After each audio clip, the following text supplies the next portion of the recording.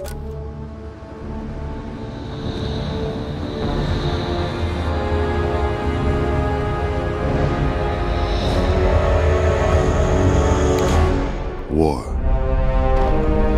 War never changes.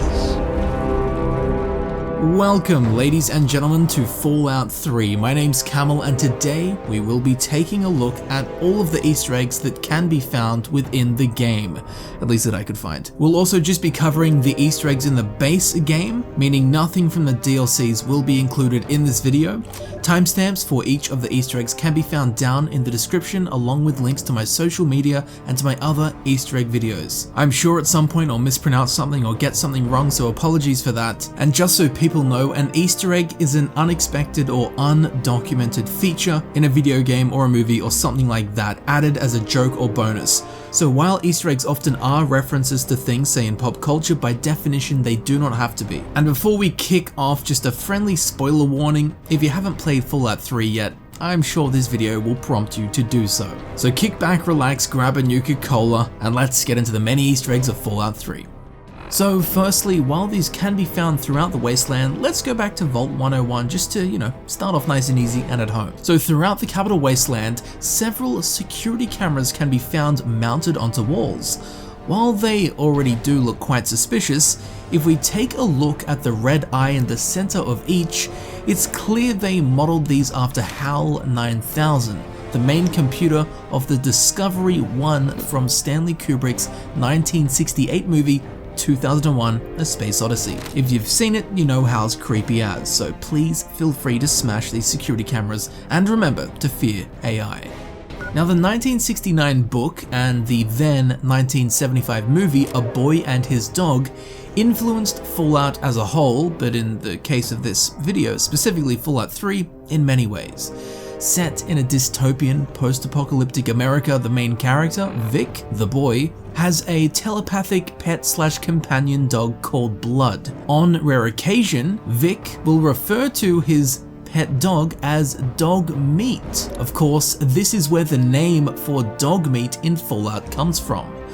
In this universe, there are also entities referred to as Screamers. We never actually get to see one, but they are greatly feared, and in one scene, a Screamer approaches Vic and his dog Blood, and as it does, a great green glow lights up the room and is emitted from the Screamer.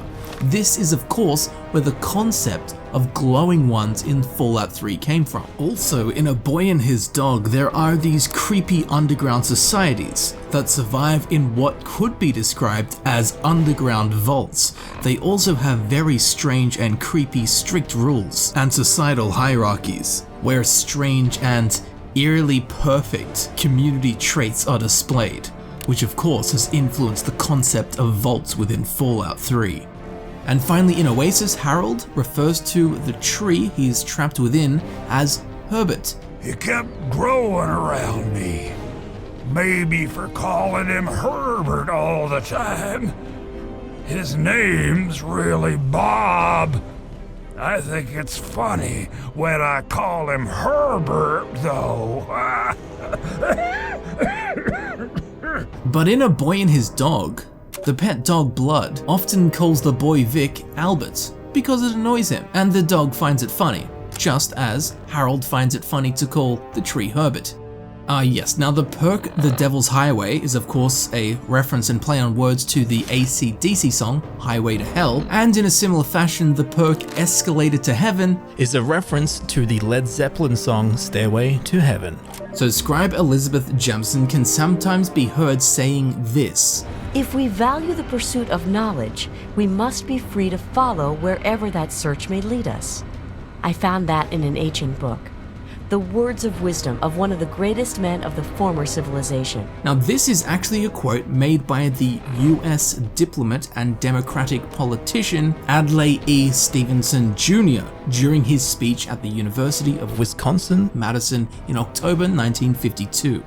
Now there are two characters, Alistair Tenpenny and his arch nemesis Mr. Crowley. Now their names combined make Alistair Crowley, who was a famed British occultist who explored all realms of human pleasure and delved particularly into taboo delights.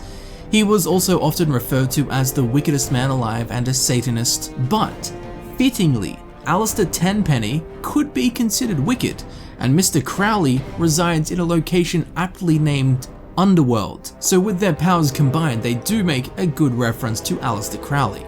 At the top of the Statesman Hotel, we can find a mercenary named Brick, who lives up to her name. She's got short hair, an attitude, she's muscly and intimidating in appearance. She carries a pistol and her unique minigun she has named Eugene. Now Brick here is based off of a character from the 1986 sci-fi horror film Aliens, in which there is one Marine Vasquez, a muscle-bound, fierce, short-haired, intimidating lady who carries a pistol and her heavy-duty smart gun, which has Adios written on the side, much like how Brick has customized her personalized heavy-duty gun Eugene. Every now and then, you'll catch a Mr. Gutsy dropping this line. There's nothing I like better than the smell of plasma in the morning. This is of course referencing the famous line, "There's nothing I like better than the smell of napalm in the morning," delivered by Lieutenant Colonel William Bill Kilgore in the 1979 epic war film Apocalypse Now. The ever so friendly ghoul Sharon will occasionally say this: "If that is what you wish, then it is what I shall do.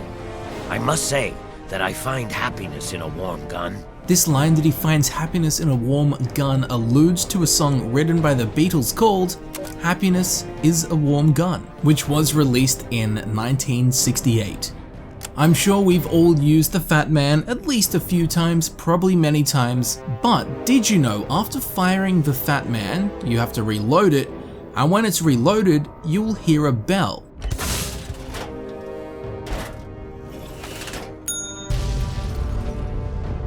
This bell, the actual audio of the bell we hear in game, is a recording of the lunch bell at Bethesda's headquarters in real life. Talk about an explosive meal. In Megaton, there is an undetonated nuclear bomb, which is religiously idolized by a faction known as the Children of Atom. This whole setup is based off of a similar plotline in the 1970 film Beneath the Planet of the Apes, which is also set in a dystopian future, and there is a cult who worship an ancient and undetonated nuclear bomb, just like we see here in Fallout 3. Now for those players who have a very keen eye and noticed the date on the Pip-Boy during the game's introduction on your birthday, we'll see that our character the Lone Wanderer was born on July the 13th. Now this date, 7/13, is actually a reference to the biblical verse Micah 7:13, which reads, "And the earth will become desolate because of her inhabitants, on account of the fruit of their deeds." Essentially, humanity will destroy itself with its own creations, which is of course exactly what the entire concept of Fallout is based upon. So even the character's birth date is a reference to the post-apocalyptic theme. Now if you've ever been to Paradise Falls or ever been near it, no doubt you've noticed the towering, cheerful young chap, the giant ice cream boy statue. Well, if you've ever thought it looked familiar, here's why. This here statue in Fallout 3 is based off of the Big Boy restaurant chain in real life, famous for having these jolly caricatures as their mascot. Ironically, Paradise Falls is quite the opposite of jolly. And also here at Paradise Falls, there is a rather unique looking giant starburst statue. This has been based off of the sign for the now defunct satellite Shopland in Anaheim, California, which is now just a fallen star. Now the name of the quest and achievement, Big Trouble in Big Town, is a reference to the 1986 film Big Trouble in Little China. Along the same lines, there is also a quest called A Nice Day for a Right Wedding, which might sound familiar to you, and if it does, that's because the quest name is a play on the lyric from the Billy Idol song White Wedding. That lyric being, "It's a nice day for a white wedding," but in Fallout's case, it's a nice day for a right wedding. Ah yes, now inside the Museum of Technology we can find a plaque on the wall. Here is described the sad fate of the USS Eben Atoll. It was a ship, a missile destroyer, that was torpedoed accidentally by a friendly US submarine, the USS Interference. Now the name of the ship, Eben Atoll, can be translated to Black Isle, as Eben is short for ebony, which is often used to describe black, and an atoll is similar to an island or an isle. So Eben Atoll, Black Isle. Now the Black Isle was sunk by the USS Interference. So what does this mean? Well, Black Isle Studios was actually responsible for making Fallout 1 and Fallout 2. However, Black Isle Studios was shut down by their parent company Interplay, much like how the Eben Atoll was torpedoed and destroyed by a friendly submarine, the USS Interference, or in this case, Interplay. A very subtle but pretty funny poke at the whole Interplay Black Isle Studios shutdown.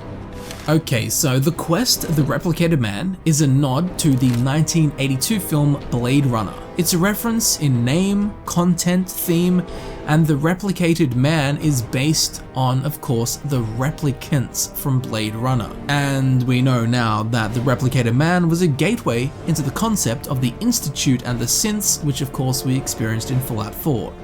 Now the super mutant Fawkes also says this line, Wake up! Time to die! Now this is said during Blade Runner when Leon is fighting Deckard. Before he thinks he's gonna kill him, he says, wake up, time to die. And while we're on the topic of Fawkes real quick, if asked about his name, he will reply with, It was taken from a historical entry in the computer. The name comes from a man who was willing to fight and die for what he believed in. I felt it was appropriate, given my circumstances. This is of course referencing Guy Fawkes, the explosives guardian for the gunpowder treason plot of 1605, in which they planned on blowing up the English House of Lords during the state opening of Parliament. And building off of this, in Alan Moore's 1988 graphic novel V for Vendetta, the main protagonist, V, wore a Guy Fawkes mask, and essentially V personifies Guy Fawkes. Now when V was locked up, he was kept in cell number 5, and Fawkes, here in Fallout 3, is also kept in cell number 5 within Vault 87. 2 guys related to Guy Fawkes, 2 guys staying in the same cell number. Interesting.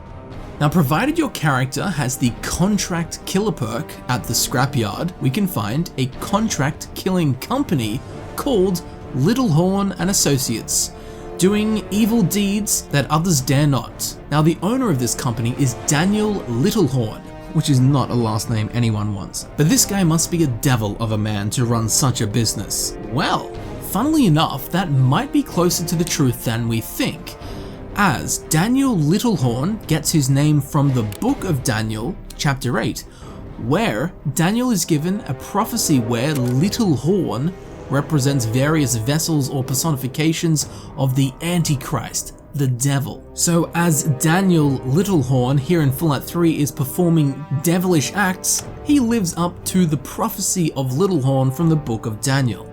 Ah yes, now the in-game cleaning agent known as Boraxo is a reference to the real-life cleaning agent called Boraxo. I'm sure you've seen these guys around, the Brahmin. Once cows, now mutated and given this new name Brahmin. But where did it come from? Well, there is a breed of cattle called Brahmin or Brahma, which is likely where the name comes from.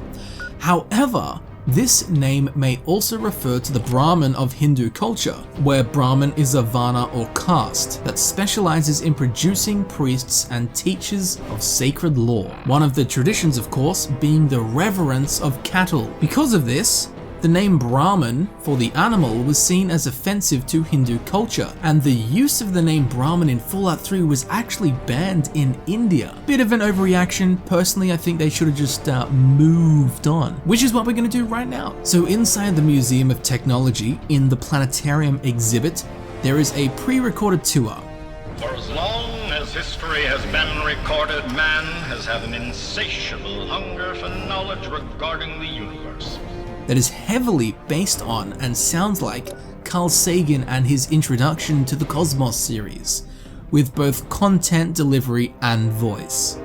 Okay, so inside the NN-03D-B at the SATCOM array NN-03D, there is a chessboard with pieces made up of miniaturized versions of common objects throughout the game. As we can see, some of them are kind of out of place, and strangely, if we pick up one of the pieces, all the other pieces will attempt to move back into their proper place.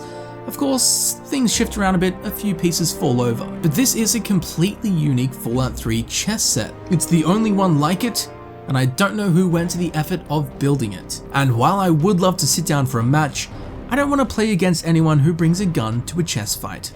Now, you've probably seen many of these around, but the car manufacturing brand in Fallout called Chrysler is a clear reference to the real-life car company Chrysler.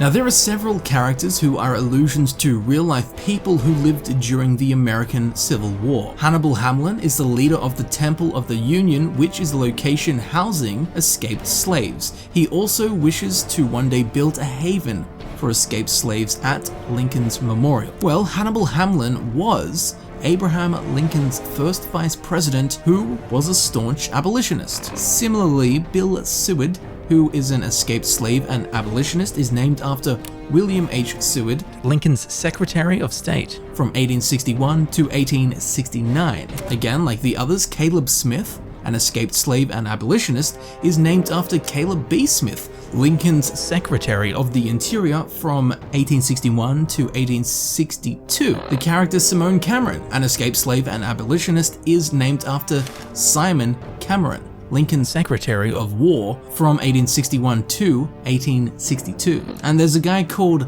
Leroy Walker, who is a slaver at Paradise Falls and is named after Leroy Pope Walker, the first Confederate States Secretary of War, who issued the orders for the firing on Fort Sumter, which began the American Civil War. And at Lincoln's Memorial, or the Temple of the Union, depending on which quests have been completed, there is a dog who accompanies the slaves and the abolitionists, and this dog's name is Fourscore. This name is a reference to President Abraham Lincoln's Gettysburg Address of 1863, where the opening two words of his speech were Fourscore, and they repeated throughout the speech as well. And that's where this pup gets his name. Now, this one had me stumped, and to be honest, still does, but it's too cool to not put in. So inside the cliffside cave, as soon as you enter, there is a skull inside a guy's chest cavity with an arm coming out of its mouth holding up another skull which has lights coming out of its eyes, which is a completely unique feature. Originally, I thought this might have been a reference to the chest bursters from the Alien universe, but there seems to be a big emphasis on hands, and also the aliens don't have eyes, and this thing does. So even though I don't know if it is a reference to anything, it's way too weird, unique, and cool to not put in this list. Okay, so in Megaton we will meet a Mr. Handy called Wadsworth, who can become our personal butler. This bundle of bolts is a reference to Tim Curry's character Mr. Wadsworth, who was the butler in the 1985 film Clue. Wadsworth in Fallout 3 here also speaks in a similar accent to Wadsworth from Clue, along with, of course, both of them being butlers. Now, Wadsworth can also be heard joking, "War does not determine who is right, only who is left." This is a quote from Bertrand Russel, and also heard jesting about he can say this. The two cannibals are eating a clown. One cannibal turns to the other and asks, "Does this taste funny to you?" Which is a joke borrowed from Tommy Cooper, a famed comedian of the 20th century. So it's almost needless to say that, in fact, Nuka Cola is entirely based off of the real-life Coca-Cola. The bottle shape, the vending machines, the advertisement, the font of the logo, all of it seems to mirror those of Coca-Cola. There is also a character named Sierra Petrovita who we actually run into in Fallout 4's DLC Nuka World. However, in Fallout 3, she is totally addicted to Nuka Cola, although she denies it. And inside the Statesman Hotel, we can also find a guy that appears to have drunk himself to death with Nuka Cola.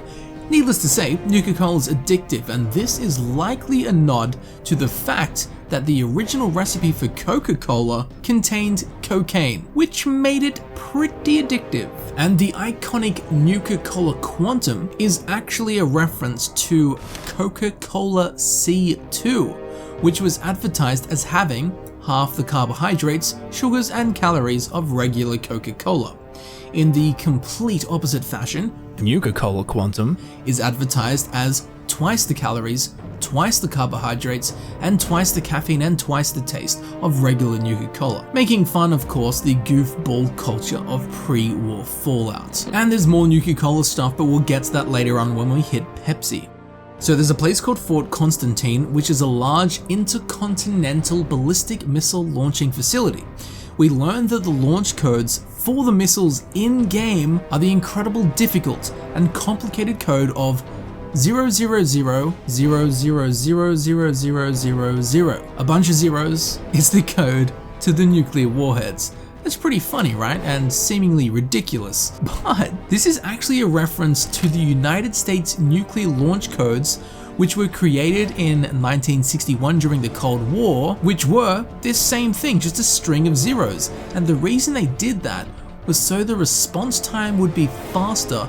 Not having to punch in a complicated launch code, they just had to spam the 0 button to launch the nukes. And these codes were not changed until 1977. And then, thankfully, they were changed to a more complicated code, you know, something like 1, 2, 3, 4, 5, 6, 7, 8, 9, something like that.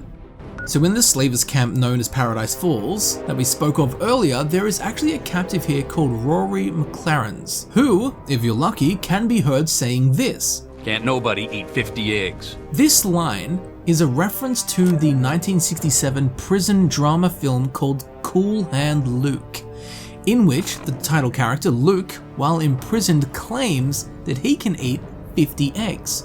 Naturally, many of the other inmates disagree that he can do it, dropping lines similar, if not identical, to what we hear here in Fallout 3. Can't nobody eat 50 eggs. Going back to simple for a second, the famous food within the Fallout universe, cram, is a reference to the real-life Spam. And the fearsome Myloke kings that we can encounter, usually near water, have had their physical appearance modeled off of the creature from the Black Lagoon from the 1954 horror film of the same name, The Creature from the Black Lagoon. As we can see here, the resemblance is uncanny. Now inside the Roosevelt Academy, which is a esteemed school, there is a protectron that can be found wandering the halls called Dean Dewey. His role is the head disciplinarian programmed to fill the role of the principal at the Roosevelt Academy, ensuring students are behaving. His name is derived from both John Dewey, who was an educational reformer, and Melville Dewey, who created the Dewey Decimal System. Both Deweys greatly influencing modern-day America education in one way or another, coming together to form Dean Dewey, right here in Fallout 3. Okay, so going back to the Statesman's Hotel, on one of the mid-floors there is a hotel room with a closed bathroom door. If we open it, we'll be greeted by a skeleton slumped over the side of a bathtub, with paper lying on the ground next to him. This scene that we find is a reference to the 1793 painting, The Death of Marat, depicting the murdered French revolutionary leader Jean-Paul Marat, as he slumped over the side of his bath, murdered with paper by his side. During the quest, Brian Wilkes, who is inside the Pulowski Preservation Shelter, can be heard saying, "Now I know what a TV dinner feels like." This line is taken directly from the 1988 action thriller Die Hard, during which the character John McClane, played by Bruce Willis, is in the precarious situation of crawling through the ventilation shafts of a building. And while he's doing so, he says, "Now I know what a TV dinner feels like." Similarly to how Brian Wilkes is in a not-so-hot predicament. And also, this character, Brian Wilkes, is a reference to the actor Bruce Willis, who plays the main protagonist in Die Hard and who drops the same line. During the quest, the Nuka Cola challenge, if Sierra dies by the time the quest is finished and Ronald is spoken to, there is actually a speech check we can pass where we blame Nuka Cola Corporation for her death. Ronald will say, Crap! This has to be about the Nuka Cola machine I got for her. It had this label on it saying, "Warning, if you tamper with this unit, you will have to answer to the Nuka Cola Corporation." Now I bet they're after me. Oh God, I gotta hide, I gotta go. Now this line is actually a reference to the classic 1964 political satire film Dr. Strangelove, where Major Mandrake forces Colonel Guano to shoot the lock off of a Coke vending machine so that he can get enough change to call the president with a payphone. But before doing so, Colonel Guano warns Major Mandrake, if you don't get the president, you're going to have to answer to the Coca-Cola company. It had this label on it saying, warning, if you tamper with this unit, you will have to answer to the Nuka Cola Corporation. The explosive skill book called Duck and Cover takes its name from the 1950s and 1960s short Cold War propaganda educational videos in which Bert the Turtle would duck and cover at any sign of danger. An Easter egg we also saw in the Wolfenstein Old Blood Easter egg video. And along with this, we can also find some pre-war propaganda posters that have been modeled off of the original Duck and Cover film, depicting a turtle hiding from bombs, essentially, which is the whole plot of Bert the Turtle and his propaganda films. Okay, so during the quest, The Power of Atom, if we choose to side with Mr. Burke and Mr. Tenpenny that we spoke of earlier, and blow up Megaton with the nuclear bomb, most of the people will die, but Moira Brown will actually survive. She's a bit roughed up as she's now become a ghoul, and when we first encounter her after this radical transformation, one of the dialogue options will be, Moira, don't take this the wrong way, but you got ugly real fast. This line is a reference to the 1992 film Evil Dead 3 Army of Darkness, where the protagonist Ash says to Sheila, honey, you got real ugly, after she takes a pretty ugly transformation into a witch. I'm sure you've seen them, I'm sure you've heard them, the iBots that fly around the wasteland. Well, check this out, the iBots have actually had their physical appearance modeled off of the Sputnik 1 Russian satellite, which is very distinct in appearance, and when put side by side, they look like siblings. Oh, here's a good one for the keen-eyed. Inside the cafeteria of Vault 101, where we start the game, during our birthday party, if you look next to the jukebox, there is a kind of notice board thing, a billboard with a bunch of different papers on it. But if we see here, there is a poster for bingo night, where we can see the number 13 represented, and the winning prize is a week's supply of water rations. 13. Water. Vaults. Well, this is actually a reference to the main quest of the original Fallout game, where we were a member of Vault 13 and we had to go out into the wasteland and get a water chip to save Vault 13's water supply. This poster for bingo, the number 13 and the water rations for a week, being a very subtle but clever reference to that. And at the end of the quest Trouble on the Home Front, based in Vault 101, if the quest is completed by killing the Overseer, a martyr will give us dialogue that bears striking similarities to the same speech given to the Vault Dweller at the end of the original Fallout game. Here are the two pieces of dialogue. I've made a lot of tough decisions since I took this position, but none of them harder than this one. You saved us, but you'll kill us. I'm sorry. You're a hero, and you have to leave. I realize that, and I don't blame you. If you hadn't been here, maybe one of us would have done the same. You saved us.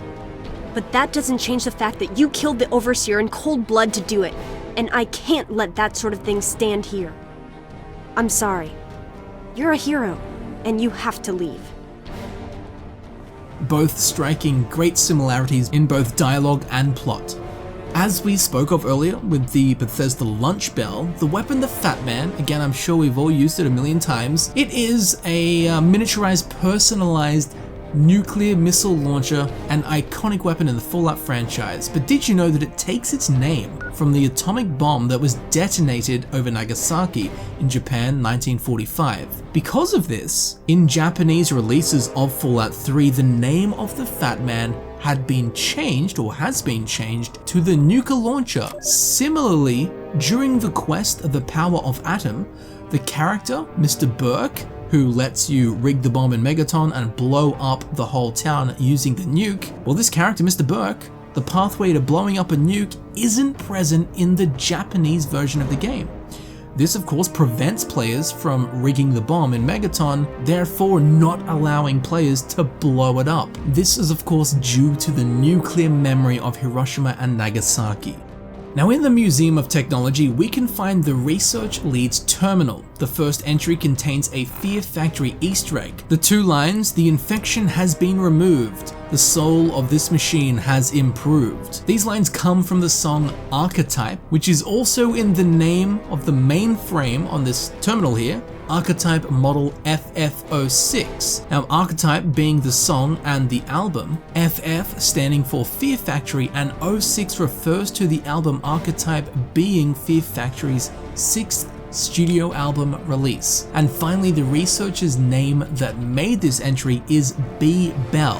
Of course, Fear Factory's vocalist is one Burton C. Bell.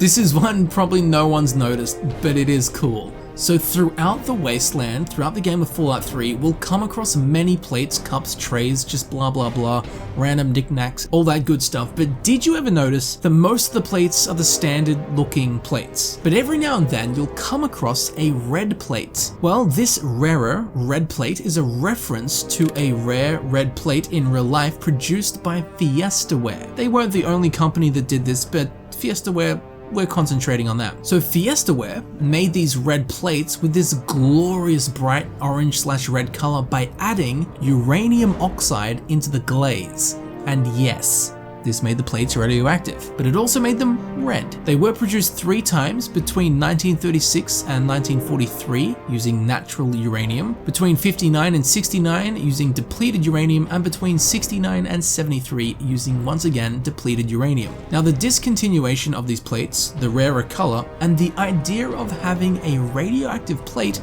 has actually made these red uranium Fiestaware plates quite collectible, and just like in Fallout 3, they are rarer than the standard plate.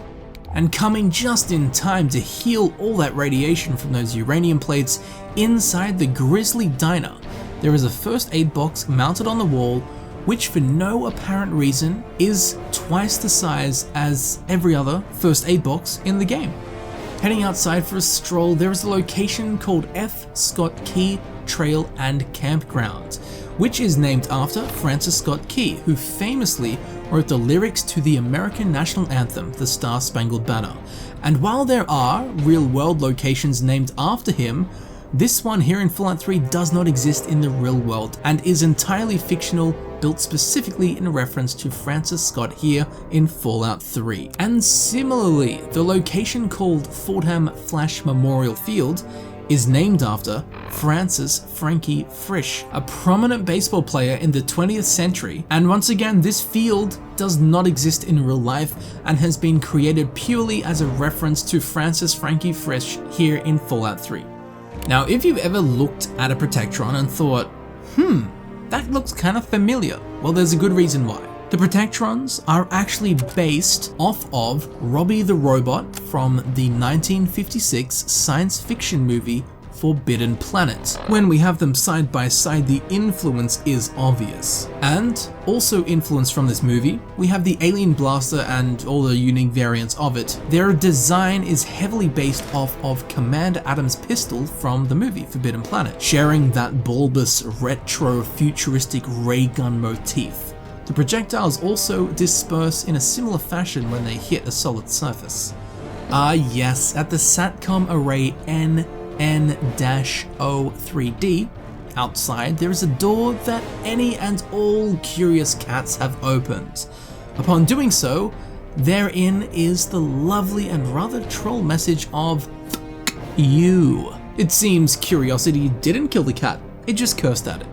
Now, Deputy Steele of Megaton will say this if attacked. What is your major malfunction, maggot? This line is a reference to a similar line from Stanley Kubrick's 1987 film Full Metal Jacket, where Sergeant Hartman yells, "What is your major malfunction, numbnuts?" at Private Pyle. Now this one's kind of weird. So outside the vault door for Vault 101, we can find 2 skeletons. They appear to have been holding picket signs saying, "Help us, we're dying, let us in, that kind of stuff, suggesting that they were trying to get into the vault at some point, but ended up passing away probably because nukes dropped. That tends to kill people. Now, as interesting as that is, inside the Chrysler's building, in the bathroom, there are two garter gnomes standing on the toilets, each holding an identical picket sign to the ones we saw outside Vault 101. Weird. Were the gnomes alive and mimicking humans? It wouldn't be the first time we've seen this phenomenon. Ah yes, George Orwell's 1984. How could we have a dystopian future without some references to that? So Irving Cheng is a self-proclaimed descendant of Chairman Cheng, who in the Fallout universe was the leader of China during the Great War of 2077. And on his computer he has daily affirmations, one of which reads, "Cheng is watching you," referencing of course the famous and eerie Big Brother is watching you from 1984.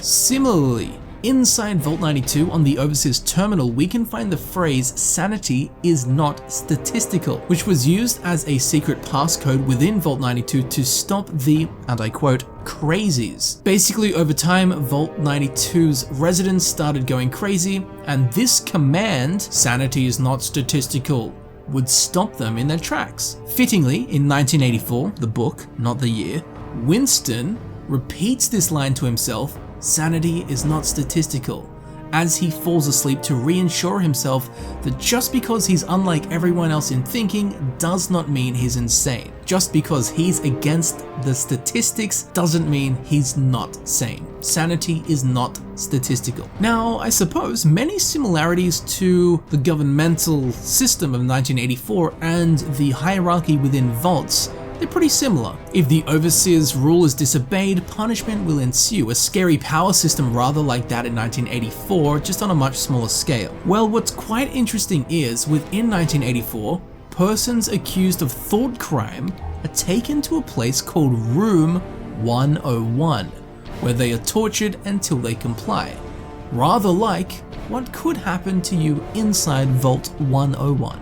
Now, deep within the Robco Repair Center is the Mechanist's Lair. As we enter, a series of heavy-duty blast doors will open in all different directions, and it's actually quite fun to watch. But these ridiculously over-the-top doors are a reference to the closing doors seen at the end of each episode of the 1960s comedy series Get Smart, where we would watch the main character, Agent Maxwell, walk through a series of varying heavy-duty blast doors, just like we see here in the Mechanist's Lair. So inside the Red Racer factory, there is a hanging tricycle being mounted by a giant teddy bear. This is by far the second largest teddy bear in Fallout 3. And the largest teddy bear in Fallout 3 can be found at the SATCOM array NN-03D inside the NN-03D-B. On the lower floor, there is a chemistry station, behind which is a boarded over doorway. What's behind this doorway? Well, if we use either a lot of explosives or console commands, we can get a better look at what is on the other side. Hidden away in this unreachable spot is in fact the largest teddy bear in all of Fallout 3. What it's doing here, why it's here, I don't know, but as we can see, here's my character and the teddy bear, and it's a lot bigger than a normal teddy bear. In fact, it's so big, it's just almost too much to bear. At the ghoul city known as Underworld, there is a Mr. Gutsy that guards it. His name is Cerberus. This name is a reference to the three-headed dog from Greek mythology, which guards the gates to hell, or the Underworld, just as Cerberus does here in Fallout 3. Also found in Underworld is a ghoul named Sharon, who is the bouncer of the bar called the Ninth Circle. Now his name and role are references to Sharon the ferryman from Greek mythology, who would allow people to cross the river Styx into the Underworld, much like what Sharon does here in Fallout 3. Now on the second floor of Underworld, there is a massive painting. Although slightly ruined, we can still make out what it is. This is a piece called Dante and Virgil in Hell, by French artist William Adolphe Bouguereau, which is based on a scene from Inferno of the Divine Comedy by Dante Alighieri. And following suit, the bar called the Ninth Circle is also a reference to Dante's Inferno, as to wherein, Inferno, Dante and Virgil travel through the 9 circles of hell, the 9th being the last where Lucifer resides. And of course, the place that it's in is Underworld in Fallout 3. But also down here, inside Carol's place, there is another painting of Dante and Virgil meeting, done by Dutch-French romantic artist Ari Scheffer. Now onto a lighter note. On the Galaxy News Radio, there is a segment where we follow the adventures of Herbert Daring Dashwood. You're listening to the adventures of me, Herbert Daring Dashwood, and my stalwart ghoul manservant, Argyle. This is a reference to the 1930s radio program The Green Hornet, where Britt Reed would fight crime, which was delivered in the exact same fashion with the same theme as Herbert Daring Dashwood is here in Fallout 3. Ah yes, everyone's favorite comic book hero, Grognak the Barbarian, first introduced in Fallout 3, and he's got a lot going on. So the hubris comic book character in the Fallout universe called Grognak the Barbarian is based off of the fictional character Conan the Barbarian. Who would have guessed? Both physically and in name.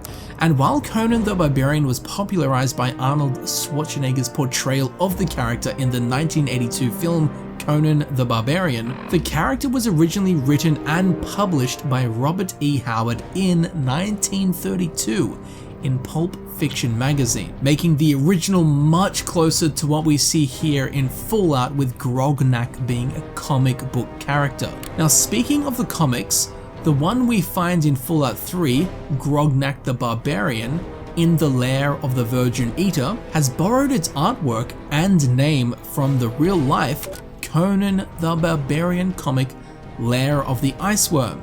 As we can see, the designs of both comic books covers are very, very similar. Also, on this particular comic book cover, the pose in which Grognak is performing greatly resembles the Barbarian class image from the Elder Scrolls IV Oblivion, which is entirely fitting as, of course, both are Bethesda Game Studios games and both are dealing with barbarians. Also, Grognak's axe is almost identical to the Iron Battle Axe from the Elder Scrolls IV Oblivion. As we can see here, the similarities are extraordinary. So if you do ever play a barbarian in Oblivion, just know you're playing the foreshadowing of Grognak. Now, when hacking terminals, every single word that can be selected is a real word. There's a massive database of words that can be randomly generated to be used when hacking terminals. But there's one word in there that isn't a real word, and that is GURPS. Now, this word, GURPS, is a reference to the name of an RPG rules system that Fallout was originally planned to be based upon. However, GURPS, or the Generic Universal Role-Playing System, was later replaced by the Special System, which of course stands for Strength, Perception, Endurance, Charisma, Intelligence, Agility, and Luck. The Special System, of course, that we know and love from Fallout now. But if you ever see GURPS and wonder what the hell that is, that's what GURPS is. A role-playing system that wasn't implemented into Fallout.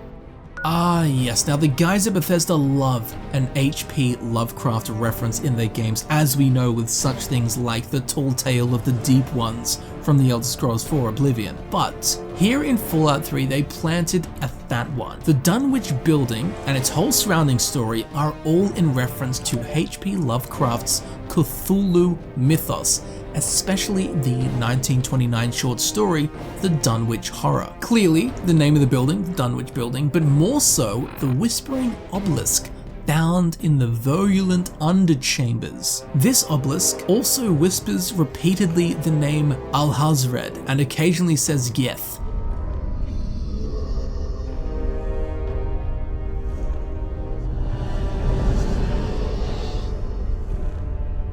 Also, on Jamie's final audio log, he also says both of these words. Just listen. Sharp knife. Sharp knife to send him to Deep Temple. Flay and say my words. Abdul comes again on the Feast of the Weaker. Feast for the Deep Temple. Born again. Here. Alhazared. Yes. Yes.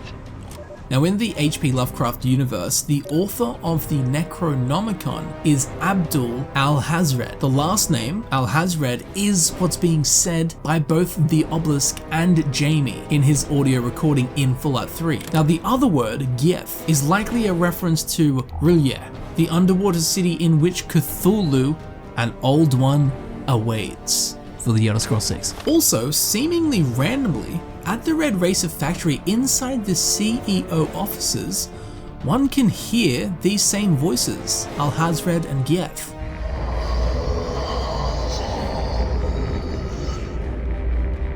Perhaps the Red Racer CEO dabbled in the dark arts to increase share value, or something like that. Now the picture of the Animal Friends perk is, as we can see, Vault Boy with his arm around a giant human-sized rabbit. This is actually a reference to the play Harvey, in which the main character claims to have an invisible friend that is a 6'3.5" tall anthropomorphic rabbit, just as we see here in the Animal Friend perk. Now you might have noticed that the hockey masks throughout Fallout 3 look kinda weird, and not quite like any hockey mask you've seen before. Well, that's because they have been based off of the crude homemade masks made and worn by Jacques Plant. After his nose was broken 3 minutes into a game, he refused to play without the mask on. This led him to later making masks for other goaltenders and eventually made the hockey mask a mandatory piece of equipment even in Fallout 3. But this particular one here in-game is based off the original homemade crude practice mask that he made for himself to protect his schnoz from rocketing pucks. At Little Lamplight, there is a dog named Hooligan.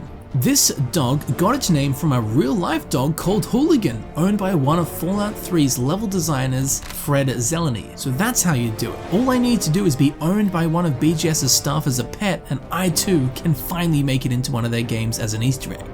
Now occasionally, when engaged in combat, a Mr. Gutsy will say, "I'm starting to get angry. You would not like me when I'm angry." This line is a nod to Dr. Banner when he says to Mr. McGee during the opening sequence of the TV series The Incredible Hulk, "Mr. Gee, don't make me angry.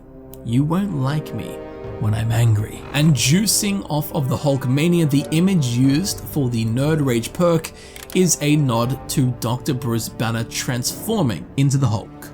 Ah yes, back to Interplay, the guys that originally made the Fallout games. So, in Chevy Chase, there is a square with a rather unique structure haloing the center, a bronze Earth with a rocket ship circling, orbiting it. This is actually a nod to the now defunct Interplay Entertainment, the original creators of the Fallout franchise. The bronze Earth with a circling rocket appeared prominently when launching Fallout 1 and Fallout 2, and it was actually originally the logo of GNN, Galaxy News Network, before it was adopted by Interplay as their official logo in real life. So, in a subtle fashion, Bethesda Game Studios has given the original founders of the Fallout franchise a little nod with their own weird structure outside a train station. Now the perk of the Iron Fist is named after the Marvel comic The Iron Fist, who could concentrate his chi energy into devastating blows, much like the perk allows you. Oh, kinda sad. At the location known as Tacoma Park, we can find the remains of Isabella Proud and Jason Proud. Here there is also a terminal which has many diary entries detailing the pair's field research on feral ghouls. The diary entries detail Isabella's observations, interactions, and affection for the feral ghouls in very much the same way that Diane Fossey's story played out with the Rwandan mountain gorillas, which is exactly what this entire scene and little story has been based off of. A female scientist trying to connect and get closer with creatures that are generally thought of as dangerous, keeping track of the diary records and naming some of them and things like that. And quite sadly, just like Diane Fossey, Isabel Proud and Jason Proud's interest and love for the feral ghouls led them to their demise. Now near the capital, we can find the Anchorage Memorial, at the center of which is a massive statue of US soldiers.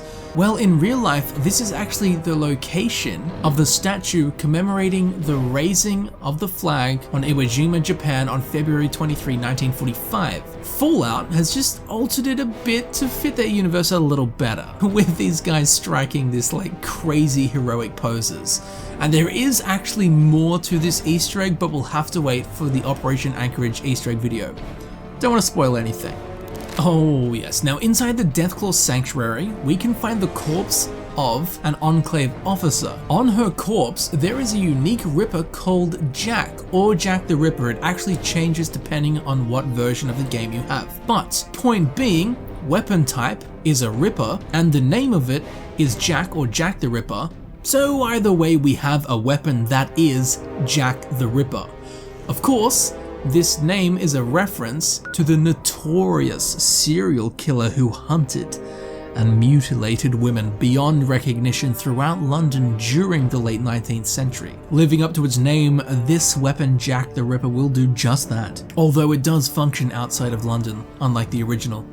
I could not believe this one when I found out about it. So during the opening minutes of Fallout 3, when the player character is playing a baby, we will have the appropriate baby voice.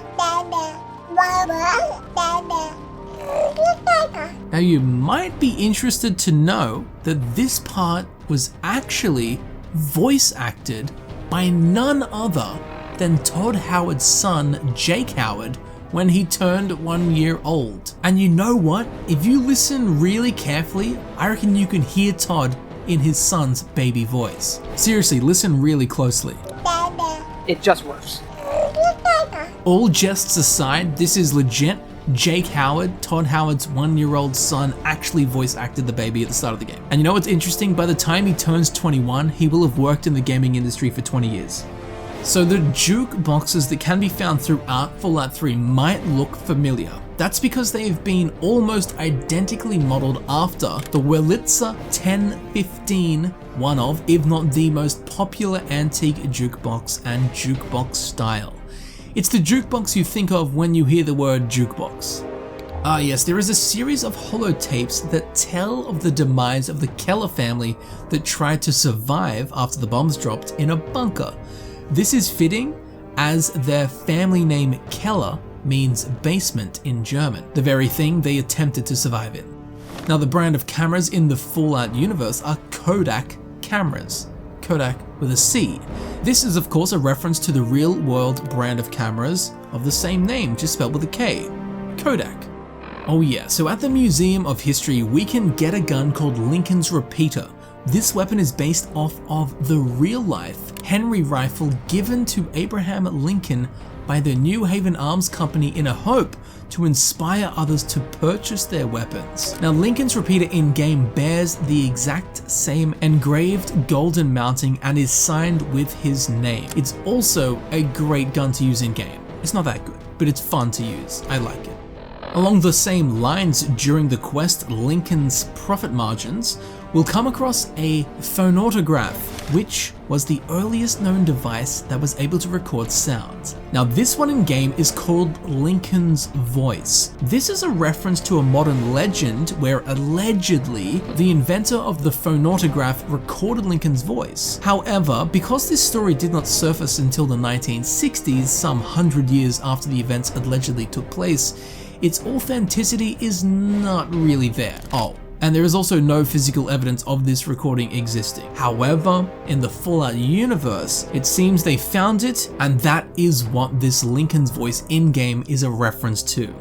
Now the company in Fallout 3 that contracts for the United States Armed Forces is called Lockheed Industries. This company is a reference to the real-life aerospace engineering company Lockheed Martin. So, in Megaton, there is a character named Billy Creel. Here in his house, we can find a safe that he owns. Now, if we talk to his adopted daughter, she will actually give us the code to the safe. Well, Billy built a safe into the floor of our house. He keeps all sorts of cool stuff in there. I shouldn't tell you this, but the combination is 15, 16, 23, 42, if you want to take a look. Just make sure that you put everything back if you take anything out to play with it. I don't want to get in trouble. Now, if you've ever seen the show Lost, these numbers might sound familiar, as 15, 16, 23, 42 are the latter 2/3 of a reoccurring string of numbers from the show. 4, 8, 15, 16, 23, 42. Each corresponds with one of the final candidates to replace Jacob as protector of the island. The numbers also formed the coefficients in an equation that predicted mankind's extinction, but that is neither here nor there. It's just Lost.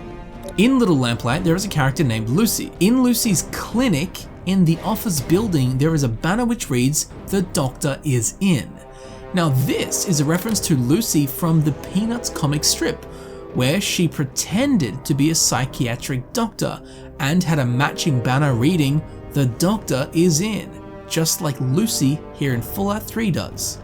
Alright, so while there are many things and worlds that have influenced the Fallout universe, as we're about to discover, the Mad Max universe sure played a part in Fallout 3's concepts, which makes sense as Mad Max is a big, goofy, crazy, post-apocalyptic universe. Ding ding, ring any bells? Yeah, Fallout has a very similar theme. Anyway, let's take a closer look at the specifics.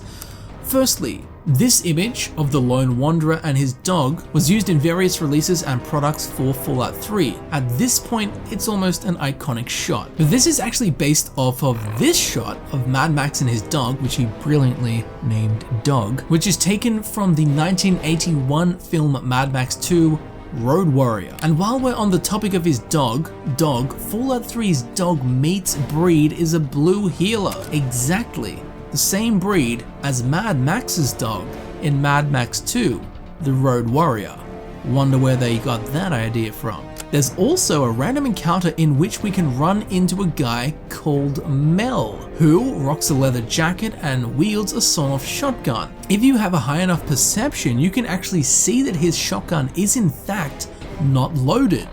This has been taken from Mad Max 2, The Road Warrior, where at certain points in the movie Max has no ammunition in his shotgun, yet acts as if he does to threaten others. And of course, the character Mel is referencing Mel Gibson, who played Mad Max. Now, the leather armor one can frequently come across throughout Fallout 3 appears to have been almost entirely based off of Mad Max's leather armor he wears throughout the Mad Max series.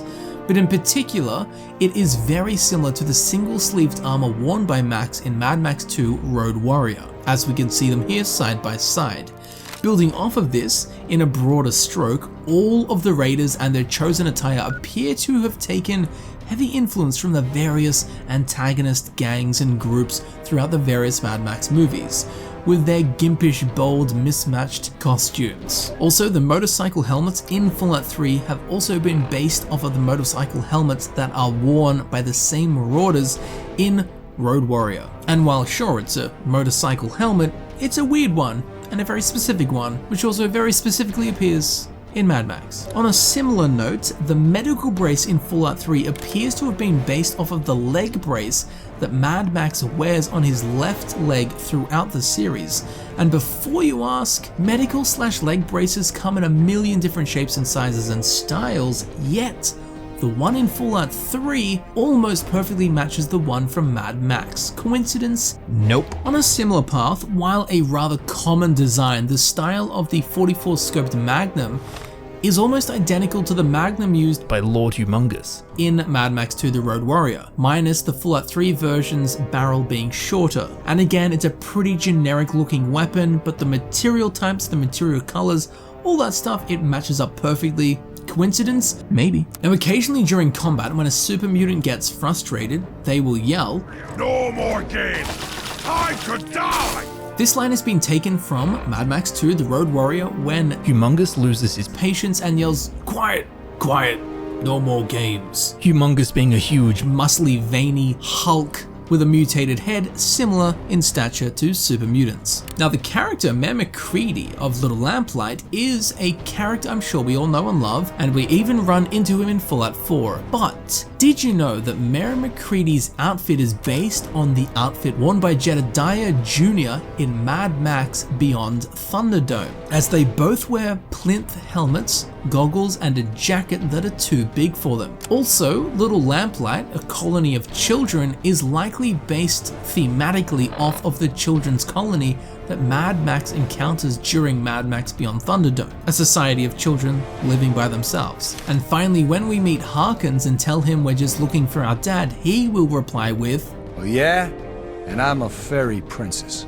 Now this line is taken from Mad Max Beyond Thunderdome when Max utters it under his voice sarcastically to Master Blaster.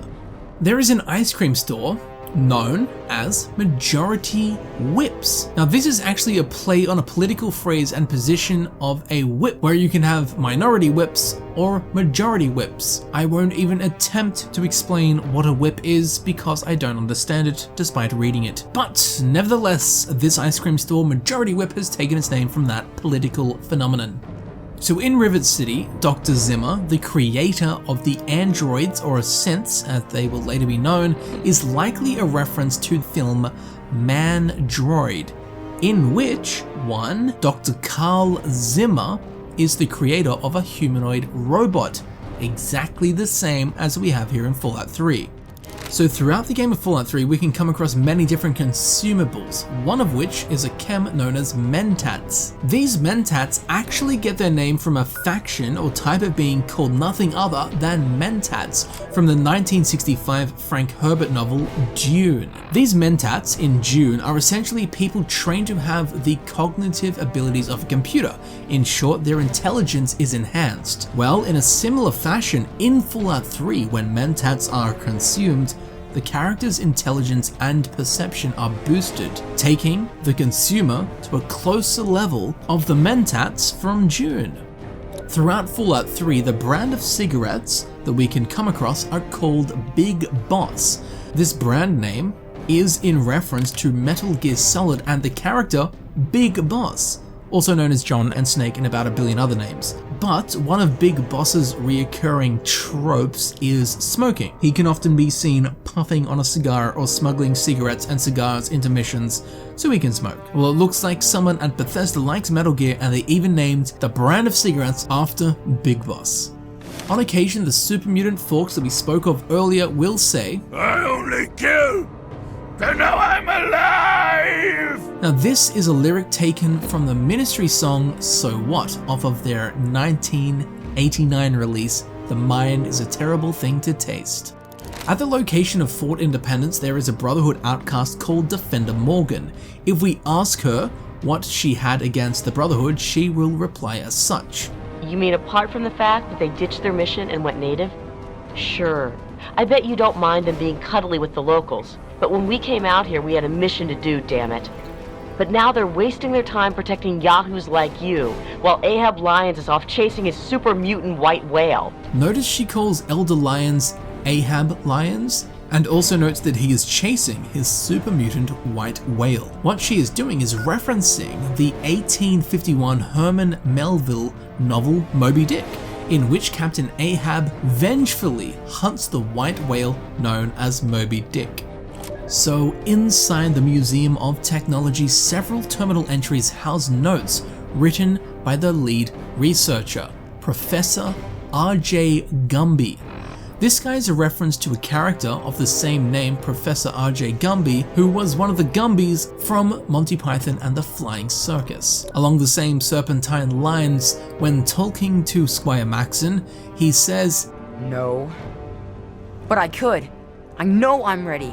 I mean, it would be scary, but it's not fair that I have to sit inside while the knights go on patrol. I did go out one time, you know. Sarah, Sentinel Lyons took me out, just to show me. I killed a super mutant too, I swear.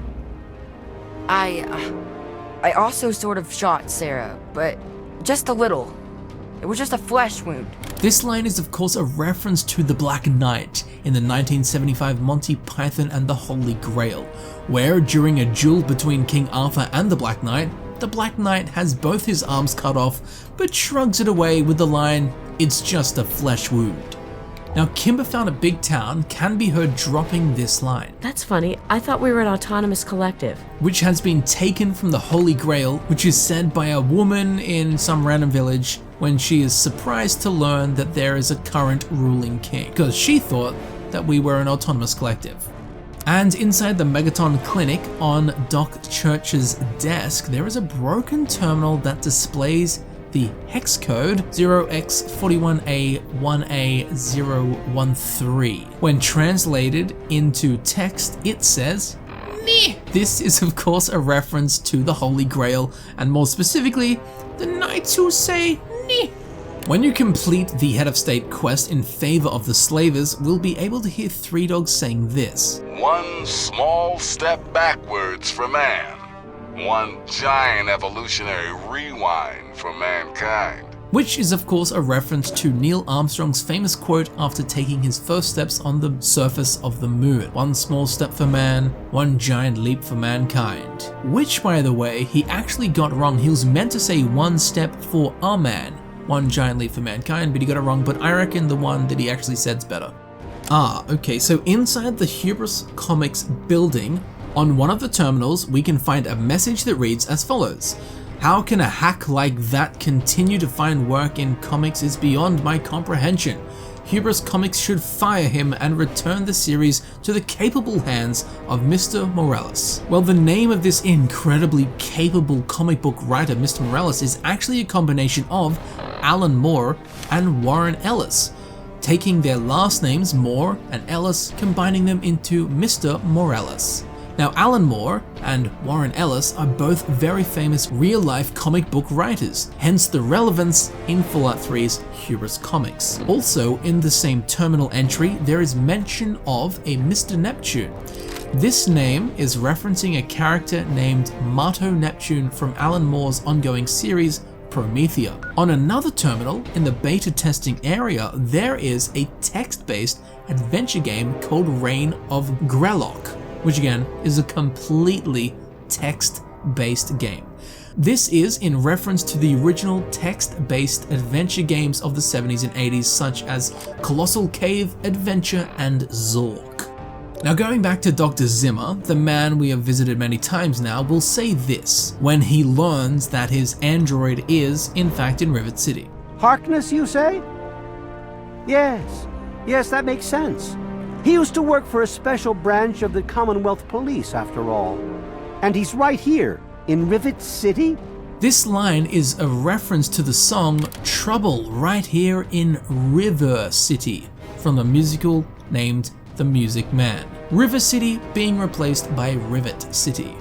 Now, behind Little Lamplight, there is a section called Murder Pass, which has received such a name, as it is now overrun by super mutants. Scattered around the ground, if one looks closely, will notice that all of the skeletons are quite small, child size in fact. It would appear that the super mutants have been slaughtering and feasting upon the flesh of harvested children. And strangely, in here, in Murder Pass, there is also a terminal which has a shattered screen, but has a piece of paper placed inside of the broken screen with the word Vault-Tec and an image of Vault Boy on it. While I'm not sure what this is meant to represent or mean, if it is meant to represent or mean anything, it is the only one in the game and curious nonetheless. Oh, okay, so the famed and loved Mysterious Stranger is a perk you can get where every now and then, like a guardian angel, the Mysterious Stranger will appear from nowhere and blast your enemies away with his 44 Magnum like some kind of guardian angel. Well, this concept is actually derived from an unfinished Mark Twain novel called The Mysterious Stranger, where the Mysterious Stranger claims to be Satan's nephew, and he also says that Satan was actually good and is just a fallen guardian angel. Strangely, in the Mark Twain book, the Mysterious Stranger refers to the Earth as .44. .44 would be a .44 caliber gun, which is the same caliber gun that the mysterious stranger carries in Fallout 3. And the mysterious stranger in Fallout 3 turns up every now and then like a guardian angel, just like the mysterious stranger in Mark Twain's book allegedly was. Oh, now these ones were hard to research, but they are from the Mystery Science Theater 3000. Firstly, in the Hubris comic books computer, there is listed a comic called Drake Tungsten, Chrono Cowboy. This is a reference to episode 410, Hercules against the Moonmen, when Crow selects a new tough guy name for himself, which is nothing other than Drake Tungsten. And inside the National Archives, in the archival strong room on the terminal next to the Thomas Jefferson Protectron, the maintenance report is signed by one P. Brandsteg, the guy in charge of fixing the robots. Well, this is a reference to Patrick Brandsteg, who voiced Gypsy, one of the robots from the Mystery Science Theater 3000, and Patrick was also in charge of building and maintaining the robot puppets for the show, just as P. Brandsteg here in Fallout 3 is responsible for maintaining the Protectrons. Also, while we're here in the National Archives, Button Gwinnett, the Protectron serving in the National Archives, says this: I only regret that I have but one life to lose for my country. This line is actually a quote and the last words of Nathan Hale before he was hanged by the British in 1776. Now, the slaver at Paradise Falls, called Ymir, takes his name from Ymir in Norse mythology, who was the father to all giants. Fittingly, his son Jotun takes his name from the race of Norse giants called the Jotun. So, just as Ymir in Norse mythology gave birth to the Jotun, technically in Fallout 3, Ymir spawned Jotun, his son.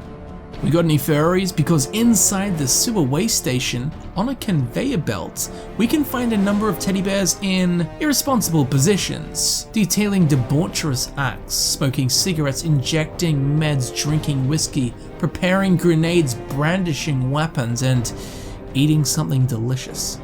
And it's back to Dr. Zimmer, so there is a character called Armitage, who is Dr. Zimmer's bodyguard. It is well hidden, but soon discovered that Armitage is in fact a synth or android built by Dr. Zimmer. In turn, Dr. Zimmer controls Armitage whether he knows it or not. Now, his name is a reference to the 1984 William Gibson novel Neuromancer, in which there is a character named Armitage who, after suffering massive injury, has a synthetic personality implanted. So the Armitage in Neuromancer is now controlled by another entity called the Wintermute, just as Armitage here in Fallout 3 is now controlled by Dr. Zimmer. There are also two other just as likely references to Armitage. One is the 1995's cyberpunk anime series Armitage 3, where the main character, Naomi Armitage, is an illegal Series 3 android. The other reference being to Jake Armitage from the 1993 SNES game Shadowrun, which was actually adapted from the original fantasy futurist TRPG Shadowrun, released in 1989. Anyway, Jake Armitage in this is a cybernetically enhanced being, following the same themes as all the other Armitages involved here, but more specifically and importantly, Armitage in Fallout 3. Now, all throughout the Capital Wasteland, we can run across electrical poles that have codes on them. Most of them just have random letters like this, a lot of them repeat, a lot of them are nothing, well, all of them except for one are nothing of interest. But outside Big Town, there is one pole that has a different serial number, TES-04. This, of course, stands for The Elder Scrolls 4 Oblivion. Bethesda Game Studios, the team that made Fallout 3, also made The Elder Scrolls 4 Oblivion. And Fallout 3 actually runs on Oblivion's engine, so this electrical pole being a nod to that. Also, the pole's location is at the exact center of the map, which is likely a reference to the White Gold Tower from Oblivion, as it stands in the center of Cyrodiil, just as this pole, referencing that very game, stands at the center of Fallout 3's map.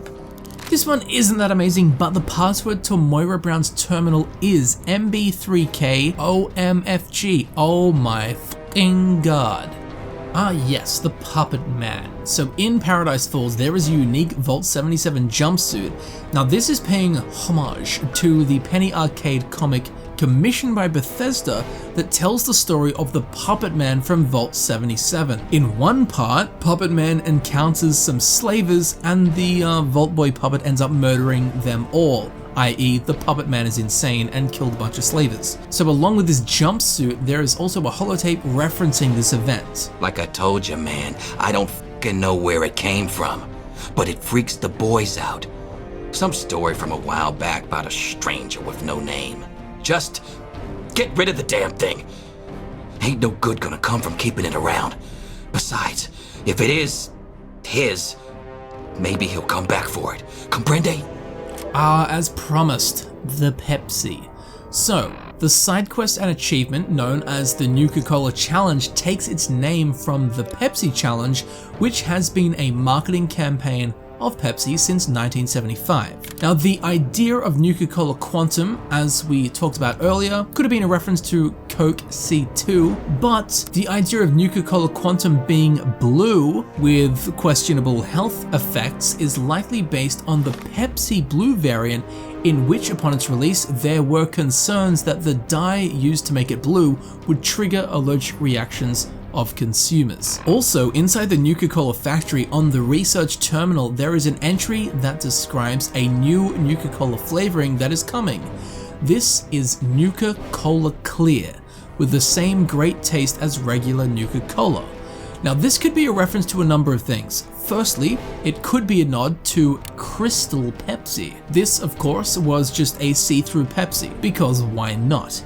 It could also be based off of Coke Clear, which again was just a clear version of Coke because hey, why not? Or it could be a reference to White Coke, which sounds very suspicious, but it was actually a clear variant of Coca-Cola ordered to be produced and put into bottles without labels so it could be consumed by Soviet generals. Basically, this Soviet general loved Coca-Cola, but he couldn't be seen enjoying a symbol of American imperialism, Coca-Cola, in his homeland. So he got them to make a new type of Coca-Cola that was see-through and put them into different bottles so no one knew it was Coke, but he could still drink Coke. And finally, for the Nuka Cola, we have its creator. We first hear about him in Fallout 3. His name is John Caleb Bradburton. Now, his name is a Frankenstein's monster of Coca-Cola's inventor, John Pemberton, and Pepsi's inventor, Caleb Bradham, coming together to create Nuka Cola's inventor,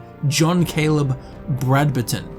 Now, deep within the Marigold Station, we can run into one Dr. Weston Lesko, who has been performing experiments on giant ants and has turned them into fire ants, which has since caused absolute mayhem for the surrounding area of Greenwich. Now, this character, Dr. Lesko, is a reference to the 1974 environmental horror movie Phase 4, where Dr. James Lesko is researching the sudden super evolution of an ant colony, where he hopes to combat them as they now pose a threat to humankind, just like Dr. Lesko's ants here in Fallout 3. Also, on Dr. Lesko's portable terminal access holotape, we discover that the access code to his terminal is 314159.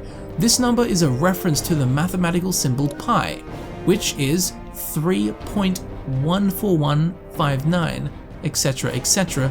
Point being, the code and pi is exactly the same with just a decimal point. Now, you've definitely heard this guy, but the Enclave radio station, which is hosted by President John Henry Eden, who is a robot who is an amassed personality of previous presidents, well, him hosting his radio show is a reference to Fireside Chats, which was a series of 21 evening radio addresses given by US President Franklin D. Roosevelt between 1933 and 1944. This character, John Henry Eden, can also be noted for saying, "The price of freedom is eternal vigilance," which is a line borrowed from the 1996 space combat game Wing Commander 4.